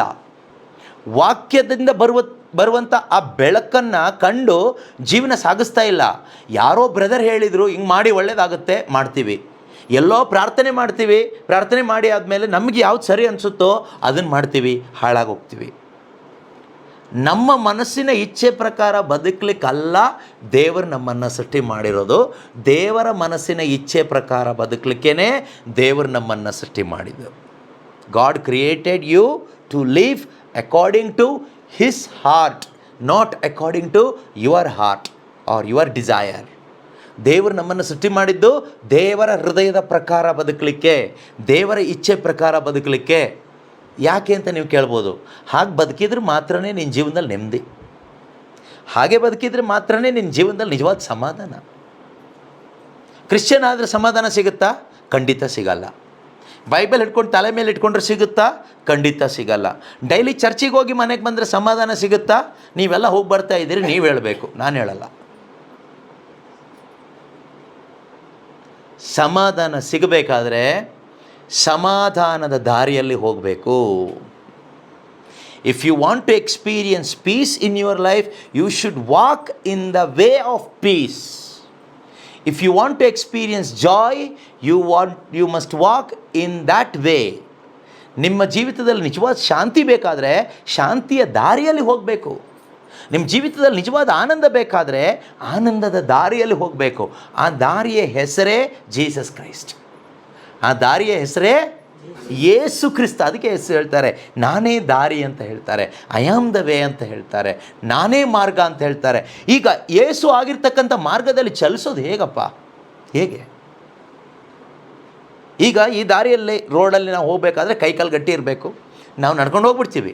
ಈಗ ಯೇಸು ಹೇಳ್ತಾರೆ ನಾನೇ ಮಾರ್ಗ ಅಂತ ಹೇಳ್ತಾರೆ. ಈಗ ಆ ಮಾರ್ಗದಲ್ಲಿ ನಾವು ಚಲಿಸಬೇಕಾದ್ರೆ ನಮಗೆ ವಾಕ್ಯ ಬೇಕು. ಮುಖ್ಯವಾಗಿ 2 ವಿಷಯ ನಮಗೆ ಬೇಕು. ಒಂದು, ಯೇಸು ಕ್ರಿಸ್ತನ ಆತ್ಮ ನಮ್ಮಲ್ಲಿರಬೇಕು. ಎರಡನೇದಾಗಿ ಯೇಸು ಕ್ರಿಸ್ತನ ವಾಕ್ಯ ನಮ್ಮೊಳಗಡೆ ಇರಬೇಕು. ಇದು 2 ಇಲ್ಲದೆ ಅವ್ರ ದಾರಿ ನಮಗೆ ಕಾಣಲ್ಲ, ಆ ದಾರಿಲಿ ನಾವು ಹೋಗೋಕ್ಕಾಗೋದು ಇಲ್ಲ. ನಿಮ್ಮಲ್ಲಿ ನಿಜವಾಗಲೂ ದೇವರ ಆತ್ಮ ಇದ್ದರೆ, ನಿಜವಾಗಲೂ ಯೇಸು ಕ್ರಿಸ್ತನ ಆತ್ಮ ನಮ್ಮಲ್ಲಿದ್ದರೆ, ಖಂಡಿತವಾಗಲೂ ನಮ್ಮಲ್ಲಿರುವ ಪವಿತ್ರಾತ್ಮ ಏನನ್ನು ಬಯಸ್ತಾರೆ ಅಂದರೆ ವಾಕ್ಯಕ್ಕಾಗಿ ಬಯಸ್ತಾರೆ. ನಮ್ಮಲ್ಲಿ ದೇವರ ಆತ್ಮ ಇಲ್ಲದೆ ಇರುವಾಗ ನಾವು ಬರೀ ಲೋಕಕ್ಕಾಗಿ ಬಯಸ್ತೀವಿ, ಲೋಕದ ವಿಷಯಗಳಲ್ಲೇ ನಾವು ಮಗ್ನರಾಗಿರ್ತೀವಿ. ನಮ್ಮಲ್ಲಿ ಪರಿಶುದ್ಧ ಆತ್ಮ ಅಥವಾ ಯೇಸು ಕ್ರಿಸ್ತನ ಆತ್ಮ ನಮ್ಮಲ್ಲಿದ್ದರೆ ನಾವೇನನ್ನು ಬಯಸ್ತೀವಿ? ವಾಕ್ಯಕ್ಕಾಗಿ ಬಯಸ್ತೀವಿ. ವಾಕ್ಯದ ಆಸೆ ನಮ್ಮಲ್ಲಿ ಉಂಟು ಮಾಡೋದು ಯಾರು ಗೊತ್ತಾ? ಪರಿಶುದ್ಧಾತ್ಮ. ಪರಿಶುದ್ಧಾತ್ಮರು ಬರೋ ತನಕ ನಮಗೆ ವಾಕ್ಯದ ಆಸೆ ಬರಲ್ಲ. ನಾವು ಧ್ಯಾನಕ್ಕೆ ಹೋಗ್ತೀವಿ, ವಾಕ್ಯದ ಆಸೆಯಿಂದ ಹೋಗೋದಲ್ಲ. ಪ್ರಾರ್ಥನೆಗಳಿಗೆ ಧ್ಯಾನಕ್ಕೆಲ್ಲ ಹೋಗೋದು ಯಾಕೆ ಅಂದರೆ ನಮಗೆ ನಮ್ಮ ಶರೀರದ ಆಸೆ ಈಡೇರಿಸ್ಕೋಬೇಕು, ನಮ್ಮ ಮನಸ್ಸಿನ ಆಸೆಗಳನ್ನೇ ಈಡೇರಿಸ್ಕೋಬೇಕು. ನಮ್ಮೆಲ್ಲರಲ್ಲೂ ನಮ್ಮದೇ ಆದ ಆಸೆ ಇದೆ, ನಮ್ಮದೇ ಆದ ಆಸೆಗಳಿದೆ, ಆಸಕ್ತಿಗಳಿದೆ ಅಲ್ವಾ? ಅದನ್ನು ಈಡೇರಿಸ್ಕೊಳ್ಳಿಕ್ಕೆ, ಅದನ್ನು ಇನ್ನೂ ಹೆಚ್ಚಾಗಿ ಪಡ್ಕೊಳ್ಳಿಕ್ಕೆ ನಾವು ಧ್ಯಾನ, ಪ್ರಾರ್ಥನೆ, ಮಾಟ, ಮಂತ್ರ, ದೇವರು, ಅದು ಇದು, ಹರಕೆ, ಪುಣ್ಯಕ್ಷೇತ್ರ ಅಂತೆಲ್ಲ ನಾವು ಹೋಗ್ತೀವಿ. ಯಾಕೆ ಅಂದರೆ ದೇವರ ಆಸೆ ಈಡೇರಿಸ್ಲಿಕ್ಕಲ್ಲ, ನಮ್ಮ ಆಸೆ ಈಡೇರಿಸ್ಕೊಳ್ಳಿಕ್ಕೆ, ನಮ್ಮ ಇಷ್ಟನ ಈಡೇರಿಸ್ಕೊಳ್ಳಿಕ್ಕೆ. ಕಾರಣ ಏನು ಅಂದರೆ ನಮ್ಮೊಳಗಡೆ ಇನ್ನೂ ಕೂಡ ಪವಿತ್ರಾತ್ಮ ಇಲ್ಲ. ಯಾವ ಆತ್ಮ ಇದೆ ಕೇಳಿದರೆ ದುರಾತ್ಮ ಇದೆ. ದುರಾತ್ಮ ಅಂದರೆ ನಾನು ನಂದು ಅಂತಕ್ಕಂಥ ಈ ಸೆಲ್ಫ್ ಸೆಂಟರ್ಡ್ ಥಾಟ್ಸ್ ಕ್ರಿಯೇಟ್ ಮಾಡೋದೇ ಪಿಶಾಚಿ ಕೆಲಸ. ಏದೇನು ತೋಟದಲ್ಲಿ ಸೈತಾನ ದೇವರು ಯಾವ ಮರದ ಹಣ್ಣನ್ನು ತಿನ್ನಬಾರ್ದು ಅಂತ ಹೇಳಿದ್ರು, ಆ ಮರದ ಹಣ್ಣನ್ನು ಹವ್ವಳಿಗೆ ತೋರಿಸಿದಾಗ ಆ ಸೈತಾನ ಒಂದು ಮಾತು ಹೇಳ್ತಾನೆ. ಏನು ಹೇಳ್ತಾನೆ ಹೇಳಿ? ಇದನ್ನು ತಿಂದರೆ ನೀನು ದೇವ್ರ ಥರ ಆಗ್ತೀಯ. ಇದನ್ನು ತಿಂದರೆ ನೀನು ಯಾರ ಥರ ಆಗ್ತೀಯ? ಇದ್ರ ತಿಂದರೆ ನೀನು ದೇವ್ರ ಥರ ಆಗ್ತೀಯ. ಆಗ ಅವಳ ಮೈಂಡಲ್ಲಿ ಬಂದ ಆಲೋಚನೆ ಏನು ಗೊತ್ತಾ? ನಾನು ಆಗ್ತೀನಿ. ಸೊ ನಾನು ಏನೋ ಒಂದು ಆಗಬೇಕೀಗ, ನನಗೆ ಇಷ್ಟರಲ್ಲೇ ತೃಪ್ತಿ ಇಲ್ಲ. ದೇವರು ಮನುಷ್ಯನ ಸೃಷ್ಟಿ ಮಾಡಿ ಬ್ಲೆಸ್ ಮಾಡಿ ನೋಡಲಿಕ್ಕೆ ದೇವ್ರ ಕಣ್ಣಿಗೆ ಹೇಗೆ ಕಾಣಿಸ್ತು? ಚೆನ್ನಾಗಿದೆ ಅಂತ ಹೇಳಿದರು ದೇವರು ಮನುಷ್ಯನ ಸೃಷ್ಟಿ ಮಾಡಿ ಆದಮೇಲೆ ದೇವ್ರು ಹೇಳಿದ ಮಾತೇನು ಗೊತ್ತಾ? ಎಲ್ಲ ಚೆನ್ನಾಗಿದೆ, ಎವ್ರಿಥಿಂಗ್ ಈಸ್ ಫೈನ್, ಪರ್ಫೆಕ್ಟ್ ಅಂತ ಹೇಳಿದರು. ಏನು ಕೊರತೆ ಇಲ್ಲದ ಪರ್ಫೆಕ್ಟಾಗಿ ದೇವರು ಮನುಷ್ಯನನ್ನು ಸೃಷ್ಟಿ ಮಾಡಿಟ್ಟಿರುವಾಗ ಯಾರೋ ಒಬ್ಬ ಬಂದು ಹೇಳ್ತಾನೆ, ನೀನು ಇದನ್ನು ತಿಂದರೆ ಪರ್ಫೆಕ್ಟ್ ಆಗ್ತೀಯಾ, ಚೆನ್ನಾಗಾಗ್ತೀಯಾ, ಇನ್ನೂ ಚೆನ್ನಾಗಾಗ್ತೀಯಾ. ನೀನು ಚೆನ್ನಾಗಾಗಬೇಕಾ? ಲೈಫಲ್ಲಿ ಚೆನ್ನಾಗಾಗಬೇಕು. ಇವತ್ತು ಅದೇ ಅಲ್ವಾ ನಮ್ಮ ಆಸೆ, ಚೆನ್ನಾಗಾಗಬೇಕು. ಯಾರ ಥರ ಚೆನ್ನಾಗಾಗಬೇಕು? ಪಕ್ಕದ ಮನೆಯವ್ರ ಥರ ನಾವು ಚೆನ್ನಾಗಾಗಬೇಕು ಅಲ್ವಾ? ನಮ್ಮ ಬಂಧು ಬಳಗದಲ್ಲಿ ದೊಡ್ಡಪ್ಪ ಚಿಕ್ಕಪ್ಪ ಅವ್ರ ಮಕ್ಕಳೆಲ್ಲ ಚೆನ್ನಾಗಾಗಿದ್ದಾರಲ್ಲ, ಅವ್ರ ಥರ ನಮ್ಮ ಮಕ್ಕಳು ಚೆನ್ನಾಗಾಗಬೇಕು. ಸೊ ನಾವು ಯಾರ ಥರ ಚೆನ್ನಾಗಾಗ್ಲಿಕ್ಕೆ ಹೋಗ್ತೀವಿ ಅಲ್ಲಿ ಹಾಳಾಗಿ ಹೋಗ್ತೀವಿ, ನೀವು ಚೆನ್ನಾಗಾಗಲ್ಲ.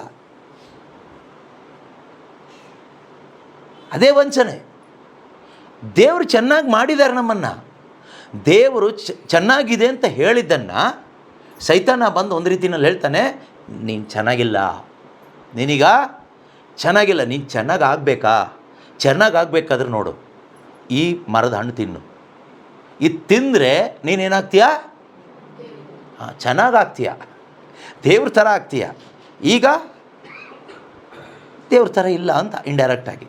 ಆದರೆ ದೇವ್ರ ಮನುಷ್ಯನ ಏನಂತ ಹೇಳಿ ಸೃಷ್ಟಿ ಮಾಡಿದರು? ನಮ್ಮಂತೆಯೇ ಇರುವ, ಆದಿಕಾಂಡ 1:26 ಅಲ್ವಾ? ನಮ್ಮಂತೆಯೇ ಇರುವ, ನಮ್ಮನ್ನು ಹೋಲುವ ಮನುಷ್ಯರನ್ನು ಉಂಟು ಮಾಡೋಣ ಅಂತ ದೇವರು ಹೇಳಿ ಮನುಷ್ಯರನ್ನು ಉಂಟು ಮಾಡ್ತಾರೆ. ಕರೆಕ್ಟಾ? ನಮ್ಮಂತೆಯೇ ಇರುವ, ನಮ್ಮನ್ನು ಹೋಲುವ ಅಂದರೆ ದೇವರು ಪ್ರಾರಂಭದಲ್ಲೇ ಅವರ ಮಕ್ಕಳಾಗಿ ಸೃಷ್ಟಿ ಮಾಡಿದರು ನಮ್ಮನ್ನು. ಅವರ ಒಂದು ಹೋಲಿಕೆ, ಅವರ ಒಂದು ಇಮೇಜ್ ಎಲ್ಲಿತ್ತು ಅಂದರೆ ನಮ್ಮ ಒಳಗಡೆ ಇತ್ತು. ಆದರೆ ನಾವು ದೇವ್ರನ್ನ ನಂಬಿಲ್ಲ. ಯಾರು ಮಾತು ನಂಬಿದ್ವಿ? ಯಾವನೋ ದಾರಿ ಮೇಲೆ ಹೋಗೋನು ಬಂದು ಹೇಳಿದ್ದನ್ನು ನಂಬಿದ್ವಿ. ಇವತ್ತು ಎಷ್ಟೋ ಜನ ಕ್ರೈಸ್ತರು, ಅದರಲ್ಲೂ ಕಥೋಲಿಕ ಕ್ರೈಸ್ತರಾದ ನಾವು ಈ ಪವಿತ್ರ ಬೈಬಲ್ ಪುಸ್ತಕ ದೇವರ ವಾಕ್ಯ ಅಂತ ಗೊತ್ತಿದೆ, ಇದರಲ್ಲಿ ಏನು ಹೇಳಿದೆ ಇದನ್ನು ನಂಬೋದಕ್ಕಿಂತನೂ ಜಾಸ್ತಿ ಯಾವನೋ ಹೇಳಿದ್ದು, ಯಾವಳೋ ಹೇಳಿದ್ದನ್ನು ನಂಬ್ತೀವಿ. ಯಾವನೋ ಒಬ್ಬ ಬ್ರದರ್ ಮನೆಗೆ ಬರ್ತಾನೆ, ಅವನೇನೋ ಹೇಳ್ತಾನೆ, ಅಥವಾ ಎಲ್ಲೋ ಧ್ಯಾನಕ್ಕೆ ಹೋಗ್ತೀವಿ, ಅವನೇನೋ ಕತೆ ಹೇಳ್ತಾನೆ, ಅದನ್ನೆಲ್ಲ ನಂಬ್ತೀವಿ. ಯಾಕೆ? ಈ ಪವಿತ್ರ ಬೈಬಲ್ ಪುಸ್ತಕದಲ್ಲಿ ಇರ್ತಕ್ಕಂತಹ ದೇವರ ವಾಕ್ಯಗಳು ಇದು ಸತ್ಯ ಎಂದು ನಾವು ಯಾಕೆ ನಂಬೋದಿಲ್ಲ? ನಂಬಲಿಕ್ಕೆ ನಮ್ಮೊಳಗಡೆ ಪರಿಶುದ್ಧಾತ್ಮ ಇಲ್ಲ. ಪರಿಶುದ್ಧಾತ್ಮರಿದ್ದರೆ ನೀವು ಮನುಷ್ಯರನ್ನ ನಂಬಲ್ಲ. ಪರಿಶುದ್ಧಾತ್ಮರು ಯಾವತ್ತೂ ಕೂಡ ನಮ್ಮನ್ನು ಮನುಷ್ಯರ ಕಡೆಗೆ ಗೈಡ್ ಮಾಡಲ್ಲ, ನೆನ್ಪಿಟ್ಕೊಳ್ಳಿ. Holy Spirit always guides you to the way, the truth, Jesus Christ. ಪರಿಶುದ್ಧಾತ್ಮರು ನಿಮ್ಮೊಳಗಡೆ ಬಂದ ಮೇಲೆ ಪರಿಶುದ್ಧಾತ್ಮರು ನಿಮ್ಮನ್ನು ಯಾವಾಗಲೂ ಯಾವ ಕಡೆಗೆ ನಡೆಸ್ತಾರೆ ಅಂದರೆ ಯೇಸು ಕ್ರಿಸ್ತನ ಕಡೆಗೆ, ಸಮಗ್ರ ಸತ್ಯದೆಡೆಗೆ. ಯೋವಾನ 16:13 ಯೇಸು ಸ್ವಾಮಿ ಹೇಳ್ತಾರೆ, ಪವಿತ್ರಾತ್ಮ ಅವರು ನಿಮ್ಮಲ್ಲಿ ಬಂದ ನಂತರ ಅವರು ನಿಮ್ಮನ್ನು ಸಮಗ್ರ ಸತ್ಯದ ಕಡೆಗೆ ನಡೆಸ್ತಾರೆ. ಹೇಳಿ ನೋಡೋಣ. ಪವಿತ್ರಾತ್ಮರು ಬಂದ ನಂತರ ಅವರು ನಮ್ಮನ್ನು ಸಮಗ್ರ ಸತ್ಯದೆಡೆಗೆ ನಡೆಸುತ್ತಾರೆ. ಪವಿತ್ರಾತ್ಮರು ಬಂದ ಮೇಲೆ ನಮ್ಮನ್ನು ಯಾವ ಕಡೆಗೆ ನಡೆಸ್ತಾರೆ? ಯಾರು ನಡಿಬೇಕು? ಆವಾಗ ನಡಿಬೇಕಾದ್ರೆ ಈ ಬೆಳಕು ಬೇಕು. ಪವಿತ್ರಾತ್ಮರು ಪ್ರೇರಣೆ ಕೊಡ್ತಾರೆ, ಒಳಗಡೆ ಪ್ರೇರಣೆ ಕೊಡ್ತಾರೆ. ಈ ದಾರಿಯಲ್ಲಿ ಹೋಗು, ಇದು ಸಮಾಧಾನದ ದಾರಿ. ಈ ದಾರಿಯಲ್ಲಿ ನಡಿ, ಇದು ಆನಂದದ ದಾರಿ. ಪ್ರೇರಣೆ ಕೊಡ್ತಾರೆ. ಈಗ ನಿಮಗೆ ನಡಿಲಿಕ್ಕಾಗಬೇಕಾದ್ರೆ ಟಾರ್ಚ್ ಬೇಕು ಕೈಯಲ್ಲಿ. ಈ ಲೋಕದಲ್ಲಿ ಕತ್ತಲೆ ಇದೆ. ಈ ಲೋಕದಲ್ಲಿ ದೇವರ ವಾಕ್ಯ ಹೇಳುವ ಹಾಗೆ ಯೋವಾನನು ಬರೆದ ಮೊದಲನೇ ಪತ್ರಿಕೆ 5ನೇ ಅಧ್ಯಾಯ 19ನೇ ವಾಕ್ಯದಲ್ಲಿ ಹೇಳುವ ಪ್ರಕಾರ, ಅಥವಾ 18 ಅನಿಸುತ್ತೆ, ಇಡೀ ಲೋಕ ಕೇಡಿಗನ ವಶದಲ್ಲಿ ಇದೆ. ಇಡೀ ಲೋಕ ಕೇಡಿಗನ ವಶದಲ್ಲಿ, ಪಿಶಾಚಿ ವಶದಲ್ಲಿ ಇದೆ. ಅಂದರೆ ಕತ್ತಲೆಯ ವಶದಲ್ಲಿ ಇದೆ. Everywhere full of spiritual darkness. ಆಧ್ಯಾತ್ಮಿಕ ಕತ್ತಲೆ. ನೀವು ಎಷ್ಟು ವೋಲ್ಟೇಜ್ ಬಲ್ಬ್ ಹಾಕಿದರೂ ಆ ಕತ್ತಲೆ ಹೋಗಲ್ಲ. ಆದರೆ ಕತ್ತಲೆ ಇರುವ ಈ ಪ್ರಪಂಚದಲ್ಲಿ ಆತ್ಮಿಕ ಕತ್ತಲೆ ಇರ್ತಕ್ಕಂಥ ಈ ಪ್ರಪಂಚದಲ್ಲಿ ನಾನು ಮತ್ತು ನೀವು ಬೆಳಕಿನ ಮಕ್ಕಳಾಗಿ ಅಥವಾ ದೇವರ ಮಕ್ಕಳಾಗಿ ಬದುಕಲಿಕ್ಕೆ ಸಾಧ್ಯ ಆಗುತ್ತಾ ಕೇಳಿದರೆ ಖಂಡಿತ ಸಾಧ್ಯ ಇದೆ. ಆದರೆ ನಮ್ಮೊಳಗಡೆ ಯೇಸುವಿನ ಆತ್ಮ ಇರಬೇಕು ಮೊದಲನೇದಾಗಿ. ಎರಡನೇದಾಗಿ ನಮ್ಮಲ್ಲಿ ದೇವರ ವಾಕ್ಯ ಇರಬೇಕು. ಇದು ಎರಡೂ ಇಲ್ಲ ಅಂದರೆ ನಾವು ಕತ್ಲೆಯಲ್ಲೇ ಒಂದಾಗಿ ಹಲ್ಲೆಲೂಯ ಹಾಡ್ತೀವಿ, ಕತ್ಲೆಯಲ್ಲೇ ಇದ್ದು ಹಲ್ಲೆಲೂಯ ಹೇಳ್ತೀವಿ, ಪ್ರೈಸ್ ಲಾರ್ಡ್ ಹೇಳ್ತೀವಿ, ಪ್ರಾರ್ಥನೆನೂ ಮಾಡ್ತೀವಿ, ಎಲ್ಲ ಕಾರ್ಯಗಳನ್ನೂ ಮಾಡ್ತೀವಿ. ನಮ್ಮ ಒಳಗಡೆ ಇರೋ ಕತ್ಲೆ ಹೋಗೋದೂ ಇಲ್ಲ. ಅದಕ್ಕೆ ನೋಡಿ, ಕೆಲವರು ಎಷ್ಟೇ ಪ್ರಾರ್ಥನೆಗೆ ಹೋದರೂ ಜೀವನ ಏನೂ ಚೇಂಜ್ ಆಗೋದೇ ಇಲ್ಲ. ಅವ್ರ ಕುಟುಂಬದಲ್ಲೂ ಏನು ಚೇಂಜ್ ಆಗೋದಿಲ್ಲ, ಅವ್ರ ಮಕ್ಕಳಲ್ಲೂ ಏನು ಬದಲಾವಣೆ ಇಲ್ಲ, ಅವರ ಸಂಬಂಧಗಳಲ್ಲೂ ಏನು ಬದಲಾವಣೆ ಇಲ್ಲ. ಆದರೆ ಪ್ರಾರ್ಥನೆ ಮಾತ್ರ ಹೋಗ್ತಾ ಇರ್ತಾರೆ. ಕೆಲವರು ಡೈಲಿ ಚರ್ಚಿಗೆ ಹೋಗ್ತಾರೆ, ಅಲ್ಲಿರೋ ಎಲ್ಲದರಲ್ಲೂ ಭಾಗವಹಿಸ್ತಾರೆ.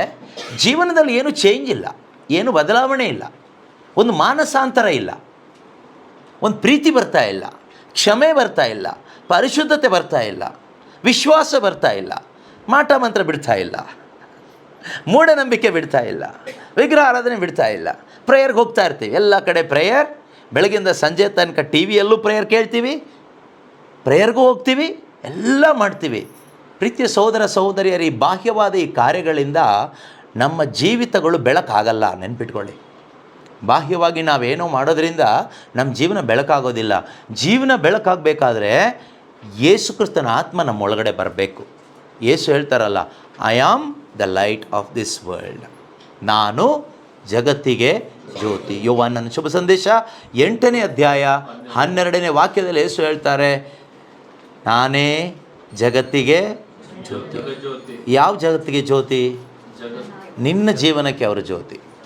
ನೀನೇ ಜಗತ್ತು, ನಿನಗೆ ಜ್ಯೋತಿ, ನಿನಗೆ ಬೆಳಕು ಯಾರಾಗಿದ್ದಾರೆ? ದಾವೀದ ಹೇಳ್ತಾನಲ್ವಾ, ಪ್ರಭುವೇ ನನಗೆ ಬೆಳಕು ಅಂತ. The Lord is my light and my salvation.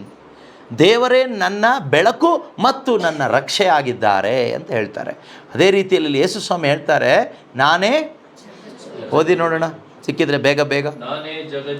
ನಾನೇ ಜಗಜ್ಯೋತಿ. ಹಾಂ, ಕೇಳಿಸ್ಕೊಳ್ಳಿ. ಯೇಸು ಹೇಳ್ತಾರೆ, ನಾನೇ ಜಗಜ್ಯೋತಿ, ನನ್ನನ್ನು ಹಿಂಬಾಲಿಸುವವನು. ಹೇಳಿ ನೋಡೋಣ ಇನ್ನೊಂದು ಸರಿ. ಯೇಸುವನ್ನು ಹಿಂಬಾಲಿಸುವವರು ಕತ್ತಲೆಯಲ್ಲಿ ನಡೆಯುವುದಿಲ್ಲ. ಯೇಸುವನ್ನು ಹಿಂಬಾಲಿಸುವವರು ದ್ವೇಷದಲ್ಲಿ ಜೀವಿಸುವುದಿಲ್ಲ. ಯೇಸುವನ್ನು ಹಿಂಬಾಲಿಸುವವರು ಬೇಸರದಲ್ಲಿ ಬದುಕುವುದಿಲ್ಲ. ಯೇಸುವನ್ನು ಹಿಂಬಾಲಿಸುವವರು ಹೊಟ್ಟೆ ಕಿಚ್ಚಿನಲ್ಲಿ ಬದುಕೋದಿಲ್ಲ. ಯೇಸುವನ್ನು ಹಿಂಬಾಲಿಸುವವರು ಹಣದ ವ್ಯಾಮೋಹದಲ್ಲಿ ಬದುಕೋದಿಲ್ಲ. ಯೇಸು ಏನು ಹೇಳ್ತಾರೆ? ನಾನೇ ಬೆಳಕು, ನನ್ನನ್ನು ಹಿಂಬಾಲಿಸುವವನು ಕತ್ತಲೆಯಲ್ಲಿ ಯಾರನ್ನ ಹಿಂಬಾಲಿಸುವವರು? ನೀವೆಲ್ಲರೂ ಯಾರನ್ನ ಹಿಂಬಾಲಿಸ್ತಾ ಇದ್ದೀರಿ? ಹಾಗಾದರೆ ಎವಿಡೆನ್ಸ್ ಏನು? ಕುತ್ತಿಗೆಗೆ ಹಾಕೊಂಡ್ರೆ ದೊಡ್ಡ ಶಿಲುಬೆನ, ಕೈಯಲ್ಲಿ ಹಿಡ್ಕೊಂಡಿರೋ ದೊಡ್ಡ ಬೈಬಲ್ಲ? ಇದು ಯಾವುದು ಎವಿಡೆನ್ಸ್ ಅಲ್ಲ.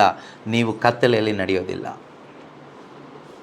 ನೀವು ಯಾರು ಯೇಸುವನ್ನು ಹಿಂಬಾಲಿಸ್ತಾ ಇದ್ದೀರೋ, ಎವಿಡೆನ್ಸ್ ಏನು ಕೇಳಿದರೆ, ಕುತ್ತಿಗೆಗೆ ಹಾಕೊಂಡ್ರೂ ದೊಡ್ಡ ಶಿಲುಬೆನೂ ಅಲ್ಲ, ಕೈಯಲ್ಲಿ ಹಿಡ್ಕೊಂಡ್ರೂ ದೊಡ್ಡ ಬೈಬಲ್ಲೂ ಅಲ್ಲ.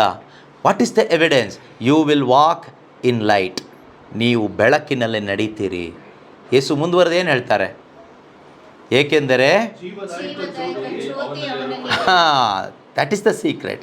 ಯಾಕೆ ಅವನು ಎಡವಿ ಬೀಳೋದಿಲ್ಲ, ಯಾಕೆ ಅವನು ಕತ್ತಲೆಯಲ್ಲಿ ನಡೆಯೋದಿಲ್ಲ ಅಂದರೆ ಅವನ ಒಳಗಡೆನೇ ದೇವರು ಲೈಟ್ನ ಫಿಕ್ಸ್ ಮಾಡ್ತಾರೆ.